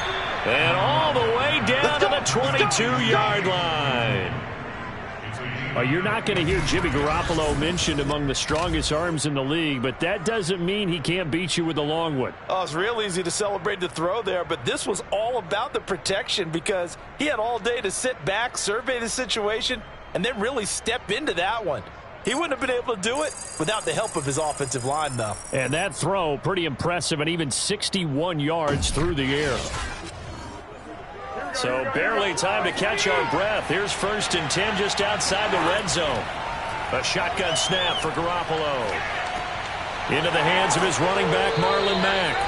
And he'll go down here at the 12-yard line. The Saints going to call the first of their timeouts as they'll stop it with just over a minute to go before halftime. Options galore here. 2nd and a few inches.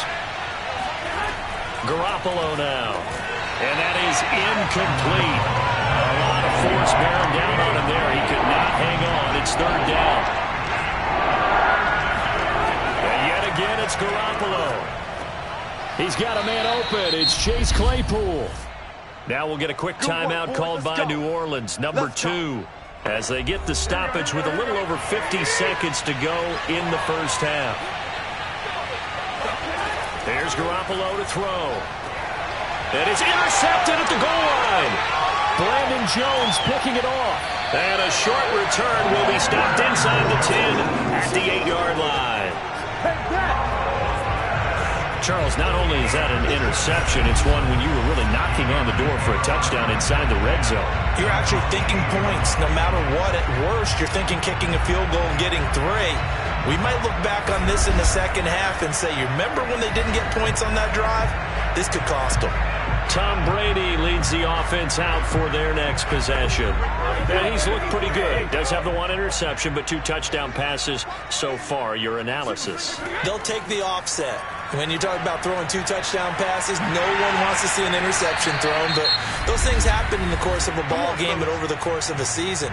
But throwing 2 touchdown passes, that's why the team has an advantage. That's what they're looking for more of. He'll be hoping to make it a 3-to-1 ratio here in the second quarter. On 1st and 10, here's Brady. He's going to drop this down to McCaffrey. And they get him down, but not before he takes it across the 40-yard line. The Panthers going to use the second of their timeouts as the clock will stop with 34 seconds to go before halftime. Throwing on 1st down is Brady. He's going deep for Brown. And this this is dropped. Oh, it's incomplete. He had a big gainer in his sights, but he could not reel it in. Well, the incompletion, yes, but maybe here not the worst thing in the world? No, not on 1st and 10. It actually gives them a chance to regroup, relax just a little bit. They huddle up, talk it over. Then they get a chance to continue their drive. Got a man right side. It's McCaffrey. That helps the completion percentage, but not much else, and now it's 3rd and 10. To throw is Brady. He's going deep for Brown. And this is incomplete. Oh, he looked like he had a pretty good line on that one. That would have been a big play, but he could not pull it in. And here's Gillen on now to punt as he gets this one away. And this will hit just beyond the goal line as it's into the end zone for a touchback.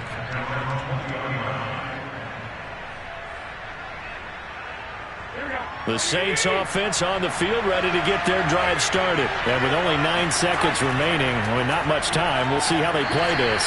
And he is brought down at the 22 after a gain of 2, and it brings up 2nd down. So it's halftime here in Charlotte with the Panthers out on top. As we'll get you down the coast to Orlando for Jonathan Coachman at our EA Sports Halftime Report. Coach. Okay, Brandon, we'll get you back to you and Charles in a bit, but first it's time for a trip around the NFL following an eventful opening weekend. Let's see what's happening in Week 2. We'll start up at MetLife Stadium in New Jersey, and it's the Patriots leading that one in the second quarter. A touchdown on the ground there for James Robinson. From there, we head down to the Sunshine State to check on the Jaguars at home in Jacksonville. And they've got the lead over the visiting Denver Broncos. Big Zeke, Ezekiel Elliott, 2 touchdown runs. Finally, let's get down to Miami to see what's going on with the Dolphins. And currently, they are tied with the visiting Bills in that one.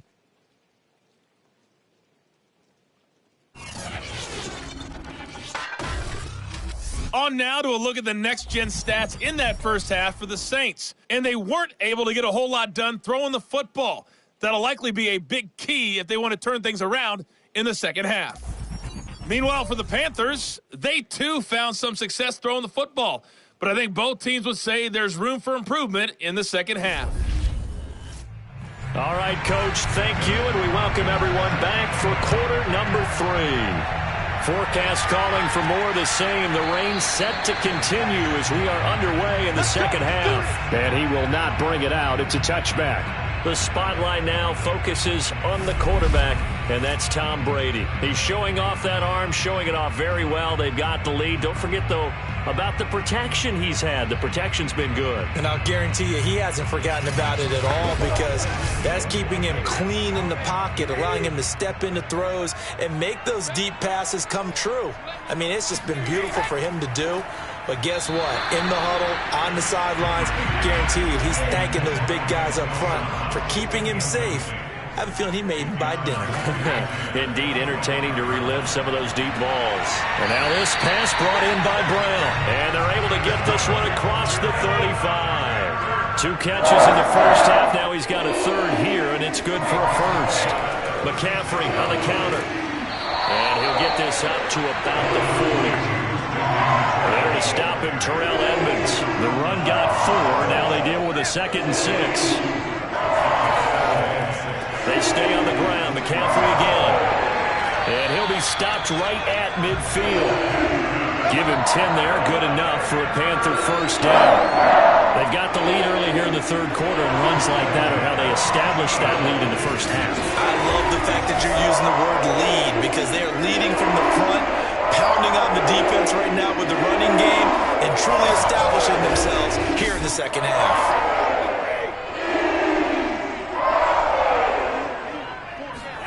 From midfield, here's Brady. A quick throw, but incomplete. 3rd quarter of a tight football game as we come up on a 2nd and 10. Brady going to throw. Over the middle, he's got Tyrell Williams. And this is going to be another 1st down as the tackle's made at the Saints 39. Just his 2nd catch of the game so far. This one moves the chains. Back to the ground attack here. It's McCaffrey. He'll get a nice chunk there on the first down run, and it's 2nd and 4. Running lanes were at a premium in the first half, but he's able to find some room there, and he's hoping that that's a precursor of a big second half.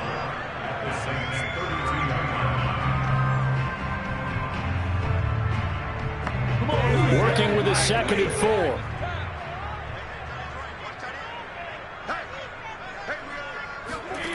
Now Brady. He's got Anderson on the slant. And they do get him down, but not before he's able to slip it inside the 5-yard line. That one nearly 30 yards, 29 officially. You have to ask the question, where was the help? Because it's a little surprising to me that he'd find that much room to run this close to the end zone. He doesn't quite get there, but he sets his guys up with a 1st and goal.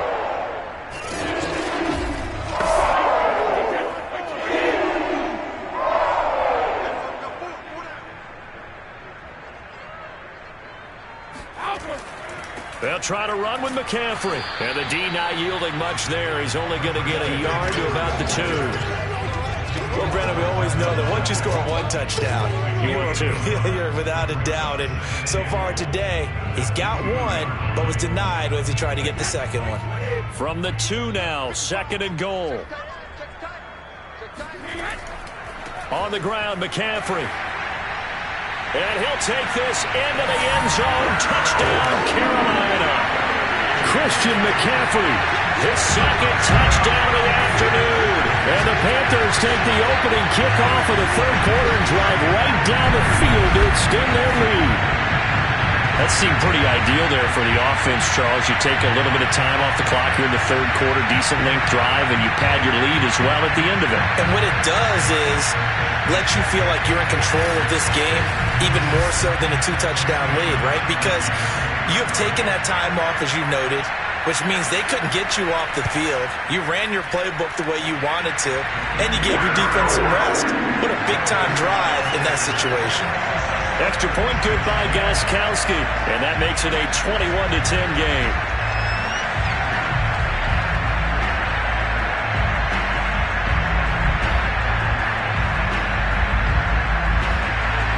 The Carolina kick team is out there ready to go, and they kick this one away.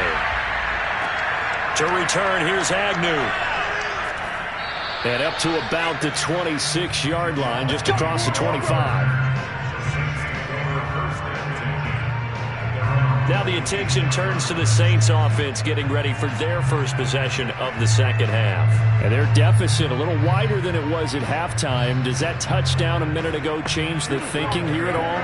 I think it does, at least a little bit, because now urgency has to start setting in. You can't go out there and go 3 and out and run the risk of falling behind substantially, but you have to do it without pressing, because pressing, that'll lead you into bigger errors. Now a throw here to his running back. A good rally to the football keeps him to only a yard, and it's 2nd down. They'd love to just strike back with a touchdown right here, and if it's a long play, so be it. But the main goal, get a couple of first downs, run some plays, run some clock, allow their defense to get a chance to catch their breath, settle down, and relax a little bit after they just gave up the score. 4 yards the gain, and it'll bring up a 3rd down.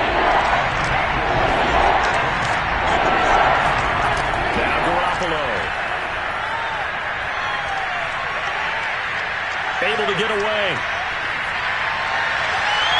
And he overshot him there. It's out of bounds, incomplete.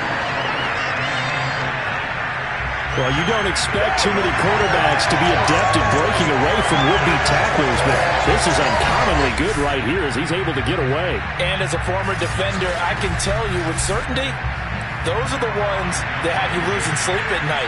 I would not like to be in that film room on Tuesday going over that one. Just a pretty poor effort defensively, and it leads to a big play.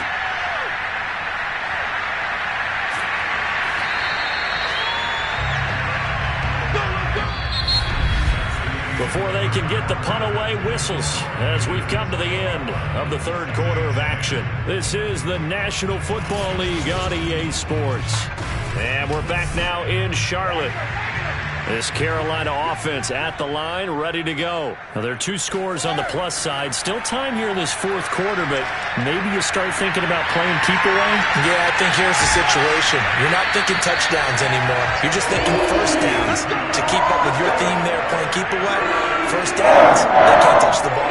Heck of a way to start the fourth quarter, just south of 40 yards on the pickup. The timing was absolutely true as he caught it working across the field. Plenty of space for him to roam. But notice how he keeps his head on a swivel, looking for defenders who may crop up out of nowhere. That turned into a big play. So the big play changes the complexion of things. Here's 1st and 10 just outside the 30. Here's Brady to throw. Over the middle, he's got Gesicki, the big 6'5" tight end. And he'll go down at the 26 following a gain of 6. Another nice pickup through the air, and I think a lot of people might expect him to run the ball in this situation, Brandon, but with this lead, they're electing to throw the football. Swings, slants, quick outs, things that they consider safe.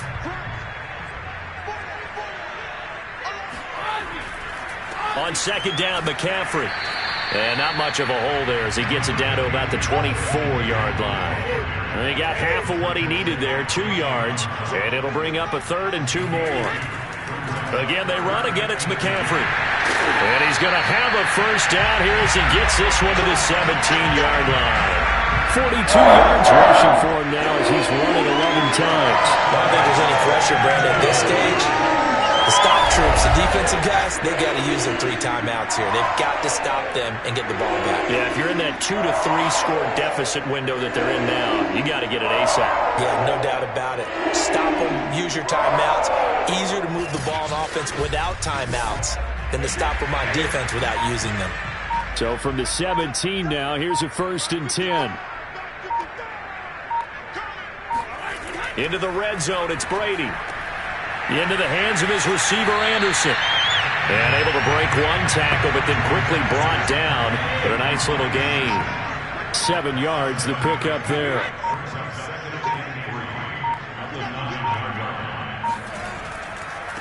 A run here for J.D. McKissic. And this won't be enough to pick up the first. A gain of 2, 3rd and 1. So it's Panther football as we welcome you back. Now, this is a big 3rd down, and you'd have to think we'd see a timeout right away if they can't stop him here. Working from the gun, it's Brady. And he's got it. And the Panthers are going to have a 1st and goal coming up as they find a way to convert there on 3rd and 1. A good chance now to put this game on ice. This is 1st and goal. They'll try and run for it on 1st and goal. Nothing doing there. They're going to wind up holding him at the 2. And now we're going to get a timeout defensively. So another stop. 1:50 left in the football game. McKissic again on 2nd down. And this time he is in. Yes. J.D. McKissic taking it in from 2 yards out. And the Panthers are on their way to a 2-0 start. Looking like they're well on their way to a 2-0 start. All smiles right now on that sideline, isn't it? As well there should be. It's hard to win a game in the NFL. We hear it all the time. We know that it's difficult. But guess who's smiling? But inside is thinking 24-hour rule because we're going to have to play again next week. Boss man. Oh, without a doubt. The head coach, he wants them to feel good, but at the same time, find a way to keep improving.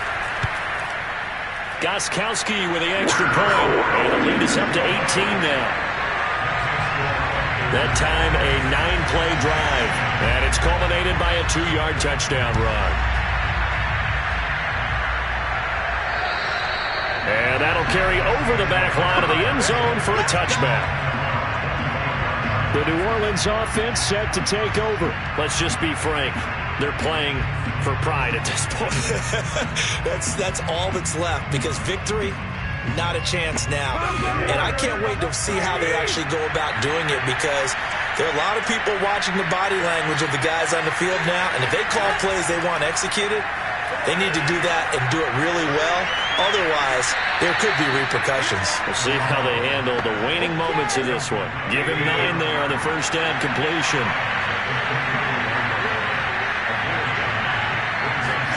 To throw again on 2nd down. Garoppolo. And now Garoppolo lost the football. They're going to need to get up and set in a hurry. On 3rd and long, it's Garoppolo. And that is incomplete. Oh, he had a defender right there with him to force that to the ground. And 4th down now coming up. Now Garoppolo, gotta have this one. Now a desperation throw deep downfield. And he's got it. What a catch on the sideline. And all the way down to the 24-yard line. So no reason not to try it there. They do indeed convert on fourth. Trying to get that one to his running back, Marlon Mack. That'll bring up second down. Garoppolo looks to throw once more. Looking left side, and he's got him in. That's Robinson. Now the Saints will use their third and final timeout as the clock will stop with an even 20 seconds left to go.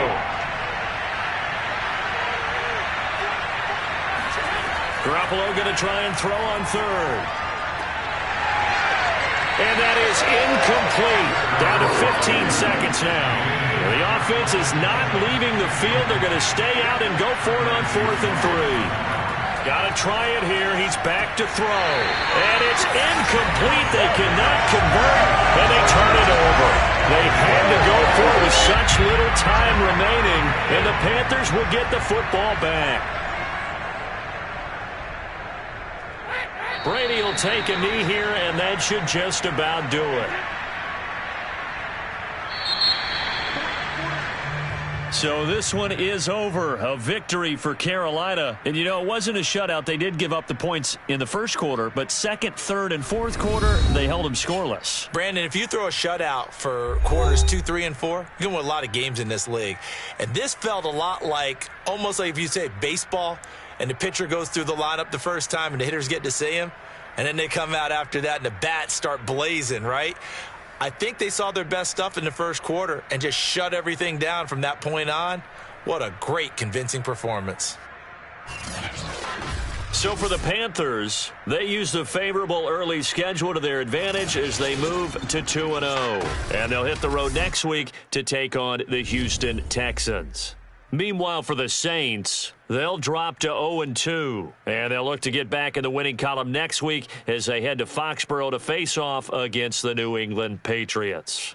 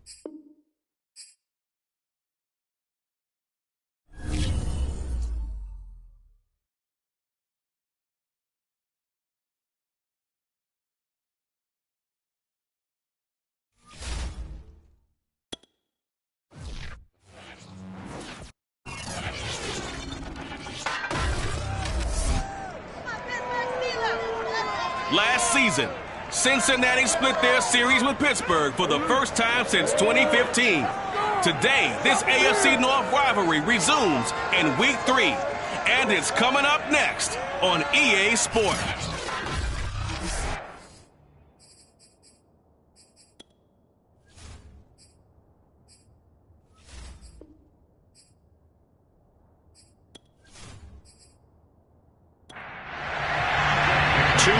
Young teams here, each looking to move over 500, and we're underway here in Week 3. Mostert now to return.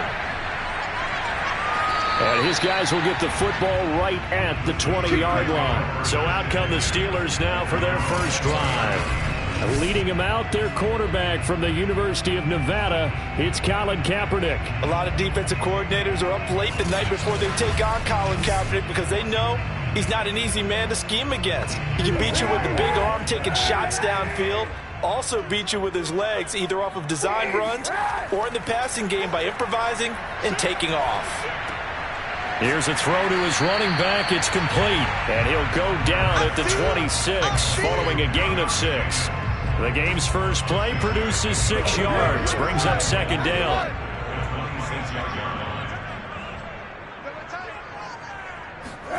They fake the give. Now Kaepernick. The catch made by DeAndre Hopkins. And he'll be out of bounds right at the 40. They've got good playmakers on the offensive side of the ball. I don't know what happened last week to really hurt their performance and hold down their production, but I would dare say that this week in practice, there's a lot of talk about how they're going to increase their proficiency. And that was a good start, getting the playmakers involved. You mentioned that to me pregame. That's what they did there. Yeah, I think a lot of people think the coaching staff really gets on them, and that's how they motivate them. Most of these guys are self-motivated. They have a lot of pride in their performance. And he'll take this one up close to about the 45. Well, this defense for the Bengals much improved from Week 1. They were terrific last week in getting their guys their first win of the season. And what I saw on film was a nearly unstoppable pass rush. 5 sacks last week, plenty of hurries given up. So now what do you do on offense? You just max protect, keep everyone in and run the ball, or maybe just 1 or 2 receiver routes in order to try and keep your quarterback upright. Only 2 punts for him last week in the loss as he gets this one away. And this one hits at the 1, continues on into the end zone for a touchback. So now the Bengals get ready for their first drive. They'll be led by their now 30-year-old quarterback in his 8th season in the NFL. It's Derek Carr. And his stat line last week, that's not going to get him to the Pro Bowl. All right, no touchdowns, no interceptions, but they won. And so the bottom line for him is team won, managed the game effectively, led them to victory. He's doing all the right things. And he's going to get 7 out of this before being taken down at the 27. In a word, I would say productive, finding the end zone 3 different times. Is it possible that you're really underselling it? 3 touchdowns, just going to call him productive? Right. What do you want? This guy had a nose for the end zone. He was good. Had a snoot full, didn't he? How about that? Big-time game. Second down, another shot for Jones. And this won't be enough to pick up the first. A gain of 2, 3rd and 1.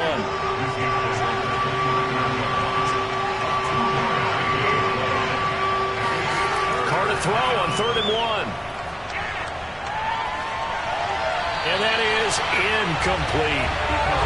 The Bengals bring out their punter now as he's on to punt for the first time this afternoon. He punted 5 times in the win last week as this one's away. Fielded at the 33. 36 yards on the punt with no return. And the Steelers will go on offense here, 1st and 10. A first update now from Cleveland, and it's the Browns out to the early advantage. Tyreek Hill, he's got a first-quarter touchdown grab there. From the 32 now, here's 1st and 10. They'll run for the first time with Raheem Mostert, and he'll lose yardage. Brought down at the 32.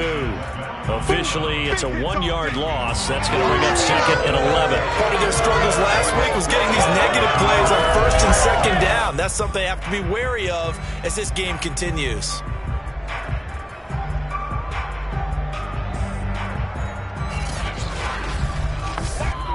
A loss of a yard there to start out. That leads to a 2nd and 11.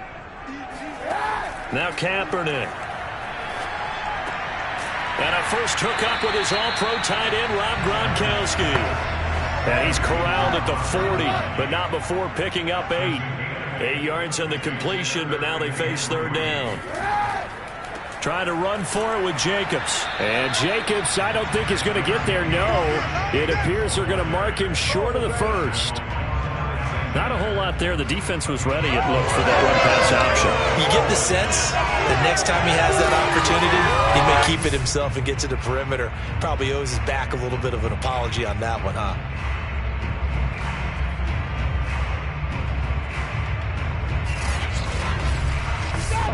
Here's Cameron Johnston now as he'll kick it away for the second time.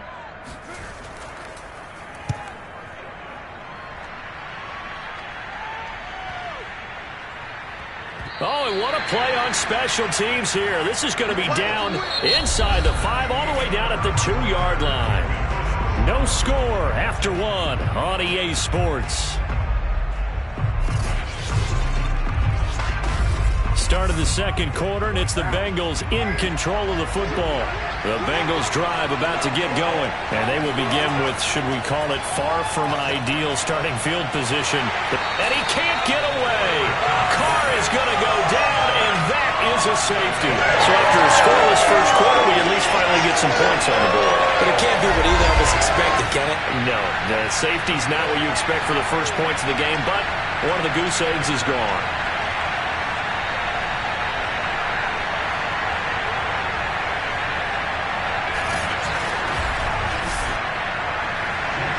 And remember, following the safety, you give the football up as well, and they free kick it from the 20 now. That's taken on the 25. Oh, a dangerous return man showing it here.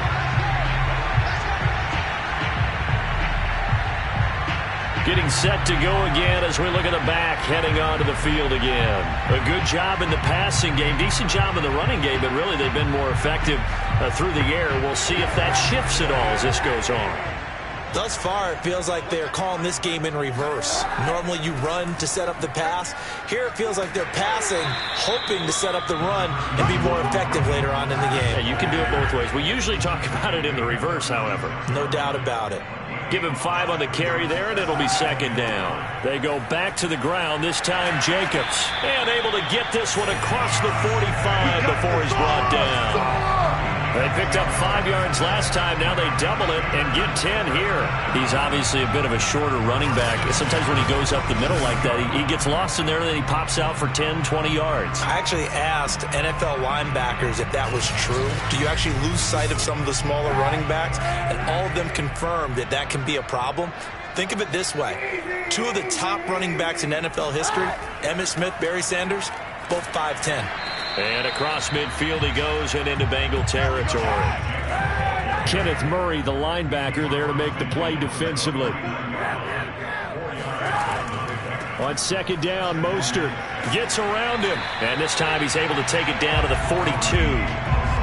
7 yards there and a first down. But they really needed to get something going, didn't they? Punted on the last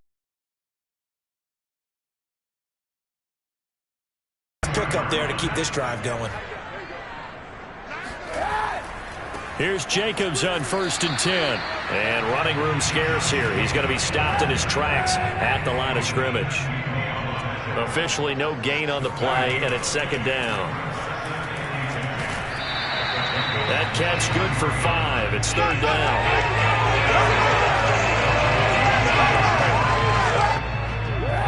And we've hit the 2-minute mark in this first half of action. We'll remind you that coming up at halftime, we'll join Jonathan Coachman and the gang in Orlando. Coach will have stats and scores from the early games going on here around the NFL.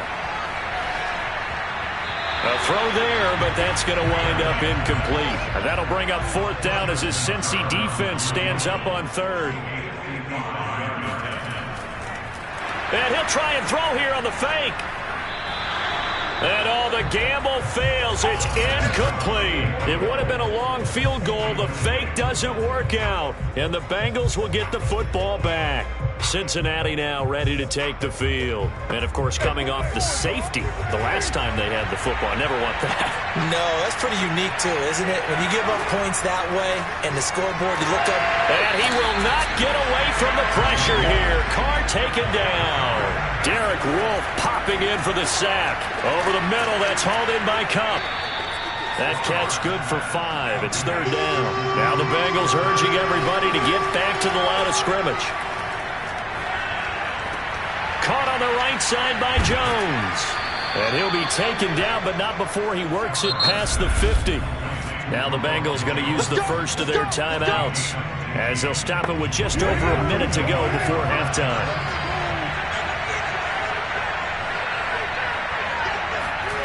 Throwing on first down is Carr. A throw for Westbrook, but it's intercepted. Picked off by Kyle Fuller. Past the 20. And he brings this one back. It's a pick six for a Steeler touchdown. Well, partner, I do know this. If you're a defensive back, you have more chances to make a team now than ever because people are using 5 defensive backs, 6 defensive back packages.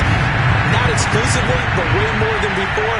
That was a nickel package there, and what a pickoff. Why is that? Why are they using that more? Because more people are throwing the ball on earlier downs than ever before. This has become a passing league, and because of that, more defensive backs on the field on most plays.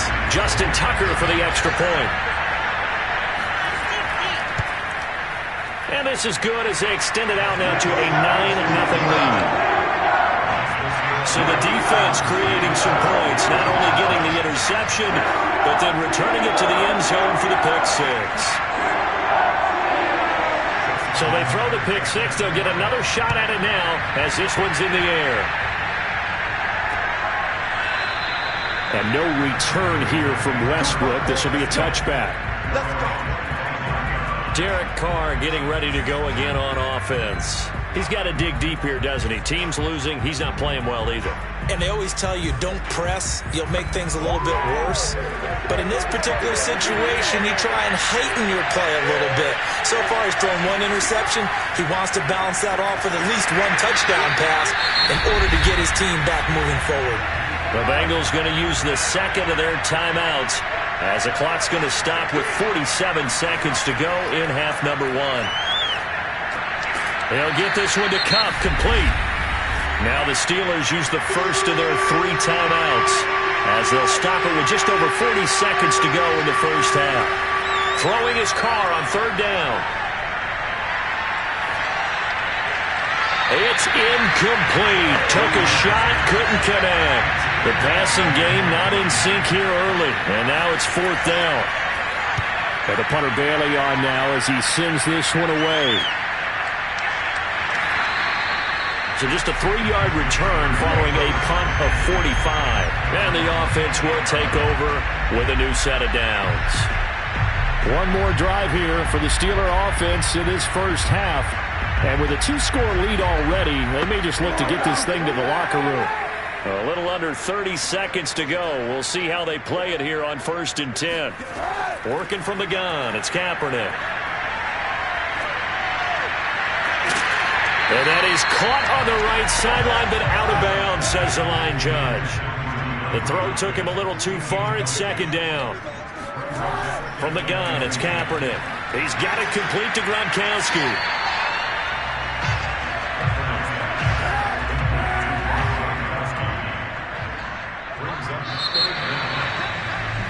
So we reach halftime here in the Steel City with the Steelers on top as we send you down to Orlando where Jonathan Coachman has our EA Sports Halftime Report. Coach. All right, Brandon, thanks. And welcome in everybody to our EA Sports Halftime Report. Time for a look around the NFL here in Week 3 of the new year. We'll begin our tour up at First Energy Stadium in Cleveland. And as they approach halftime, it's the Bears who are out in front. Adam Humphries, a touchdown reception. Next, we'll head over to check on the Giants at home at MetLife Stadium.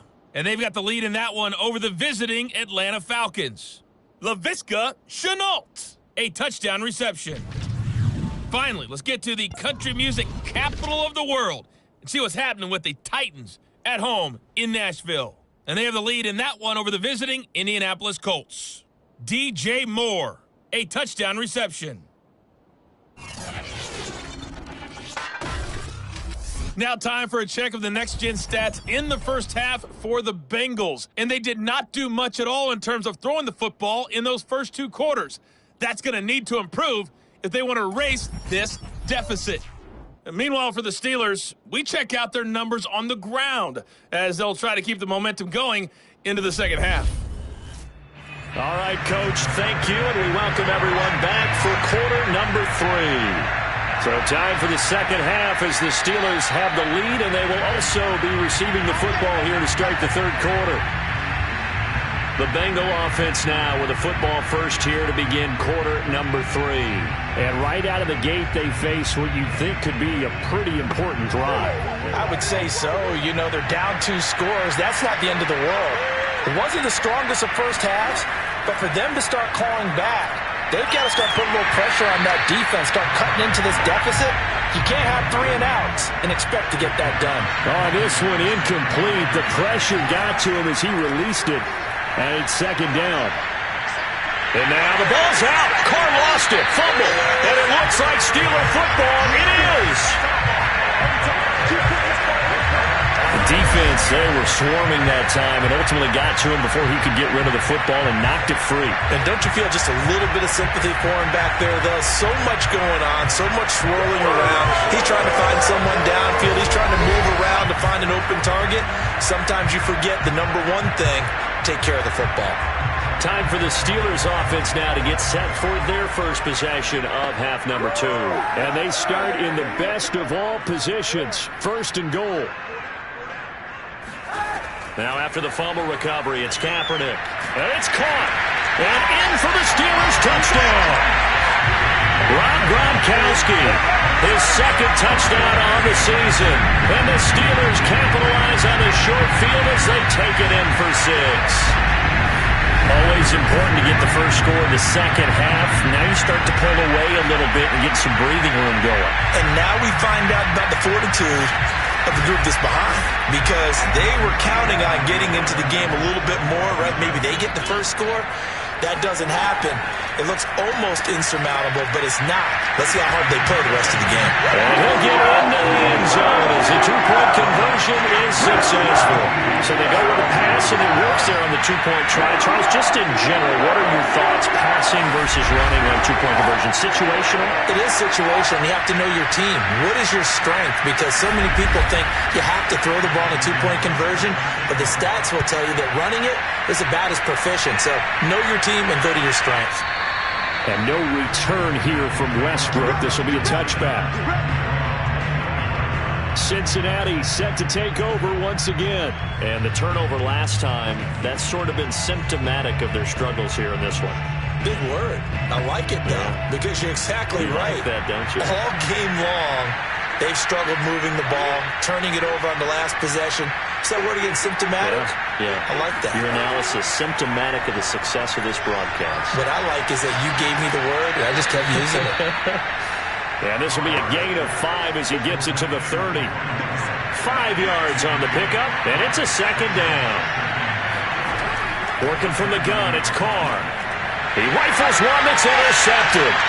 John Johnson with the INT. And he'll return it to the 24-yard line. And right about now, you start to think, and maybe they're starting to think, gosh, maybe points aren't going to happen for us in this game. Well, it's a thought that is worth having, because so far in this game, this defense has not just had the upper hand. They've appeared to be a step ahead, maybe even 2 steps, to everything they've done. They've had an answer for everything this offense has thrown at them. Come on, guys, let's go!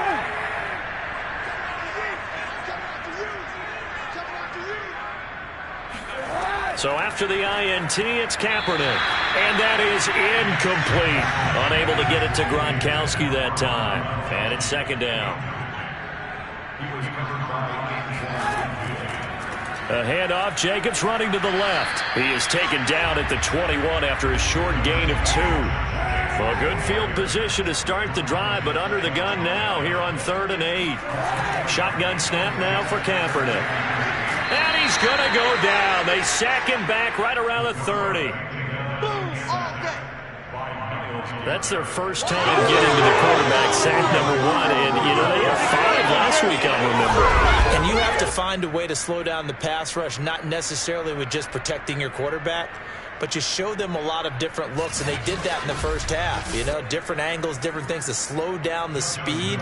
They got to him here in the second half. Now they've got to come up with a counter to that and maybe do something different. Tucker's kick is good. And the lead now increases reduces to 20-0.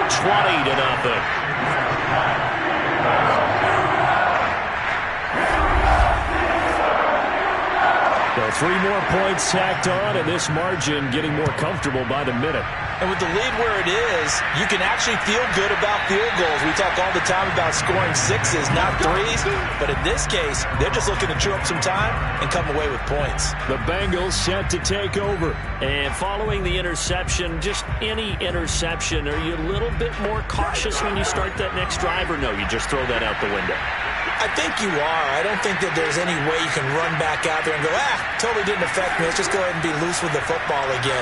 You're going to take care of it, but you have to be careful about being too cautious because now you can't run any offense at all. Still want to attack. We'll see how they attack him here.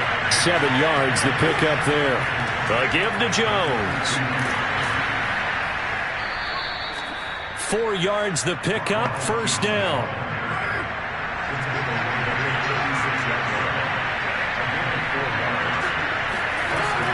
And they'll keep on the ground with Jones.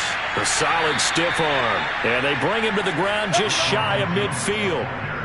It's a gain of 13, and the Bengals have a first down. Consecutive plays now where that offensive line has really created a lot of space. And we've seen the confidence rise, haven't we? It borders on arrogance now, and that's that good arrogance, believing you can run the football whenever you get good and ready.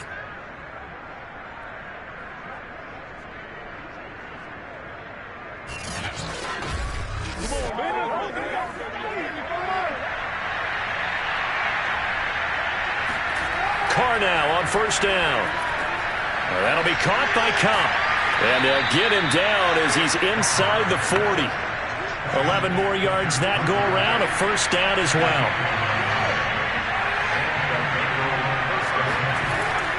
Out of the shotgun, it's Jones.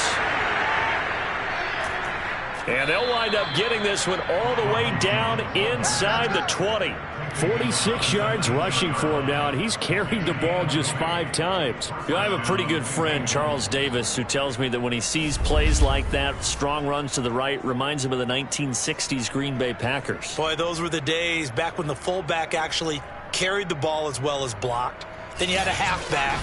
You had pulling guards, guys who could get out and run. And you can hear the great coach saying it back then. So we get a seal here and a seal here, and we run this play right in the alley.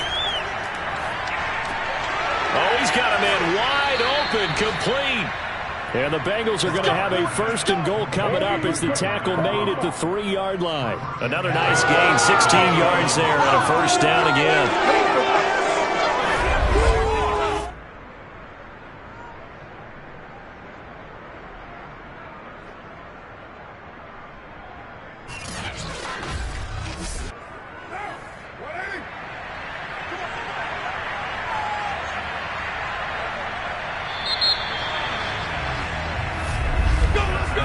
It'll be first and goal when we come back. You're watching the NFL on EA Sports. Back now in Pittsburgh. It's the Bengals. They've got the football, but they trail here as we get rolling in quarter number 4.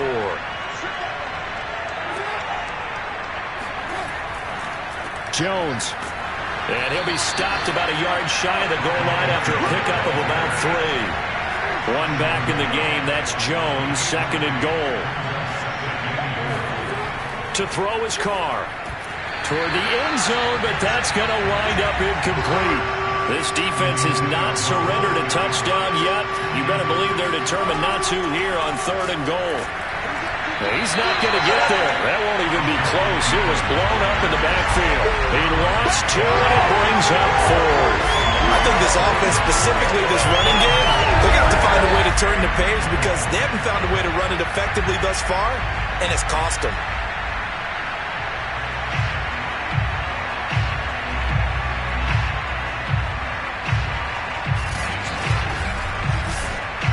The field goal doesn't help. They're going to go for the 6 here on 4th and goal. Now Carr, got to have this one. And it's intercepted at the goal line. Picked off by John Johnson. And now look at him go. He's at the 50. The 30. And a great return here gets this one all the way down to the 26-yard line.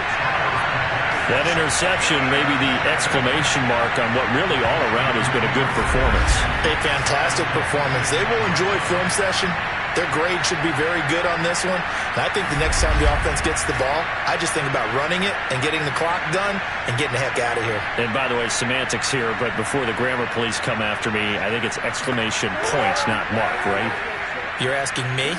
Seriously? Yeah, you're smarter than me. Everybody knows that. Listen, I go with what you say, my man. On first down, Jacobs. And he'll be tackled at the 23 after a gain of 3. 3 yards on that last carry. Here's 2nd and 7.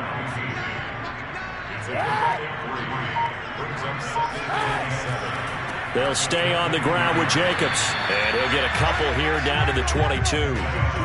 Brandon, I've got to think this offensive line has got some smiles on its faces. And I know it sounds crazy, but they practiced for this back in training camp. They knew they'd be in situations where there'd be extra defenders in the box coming after them, trying to keep them from locking down a game. Right now, they want to show the world they're up to the challenge.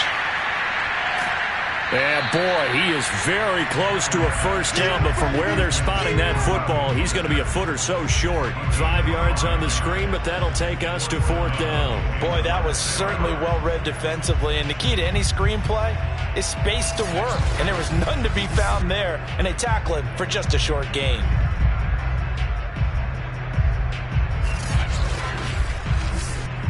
And with things looking pretty good on the scoreboard, they're going to keep the offense out there and go for it here on 4th. So the Steelers with the football as we get you reset. They've got a 4th down here in a game that looks to have been decided already. They go with Jacobs. And I'm not sure he got there. Did they stop him? They did. He needed a yard. He didn't get anything. And the Bengals will get the football back. So from the 17 now, here's a 1st and 10. So we were looking at each other up here in the booth when they went for that saying, oh, wow, talk about trying to add insult to injury. Some teams are just... And now a fumble. The ball's out, and it's picked up by the Steelers. And he is going to get this one back to the 20-yard line. As they say, this game hasn't exactly been one for the books. I mean, we're into the 4th quarter here, and now this happens, another turnover. Not one that they're going to hold up and say, yeah, this has been a banner day. Absolutely. Still sitting on 0. Pittsburgh set to take over again on offense. And they look to finish strong in this 4th quarter. And this is a unit that certainly has turned things around from a week ago. Just a much more productive all-around ball game. They'll run on first down. It's Jacobs, and he'll take this inside the 20 and down to the 18. Tackle made there by Myles Garrett.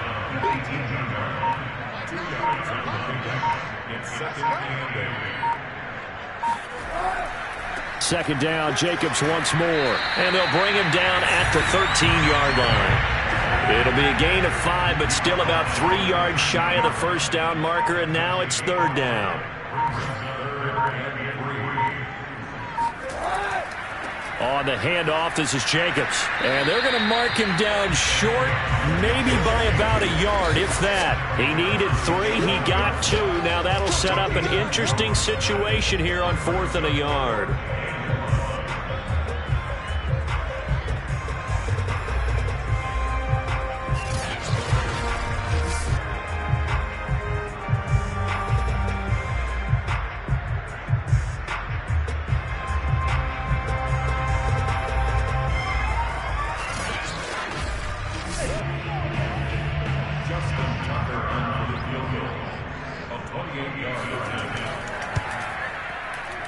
And the kick is good. So you wonder how this one might be remembered the next time these two teams meet.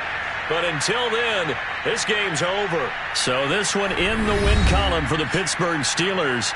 And this was truly a total team effort, Charles, on both sides of the ball. No, they absolutely pitched a shutout, so it can't get much better than that, right? The defense led the way, but the offense did their part as well. They moved the ball up and down the field. So you've got to like what you saw. What do they call that? A total team effort? I think when it's time to hand out game balls, guys from both sides will end up getting one. So So for the Steelers, they get back in the win column as they move to 2-1 now on the year. And they will hit the road next week for a date with the Green Bay Packers. Meanwhile, for Cincinnati, they'll fall to 1-2. And they'll get a chance to redeem themselves next week at home against Jacksonville.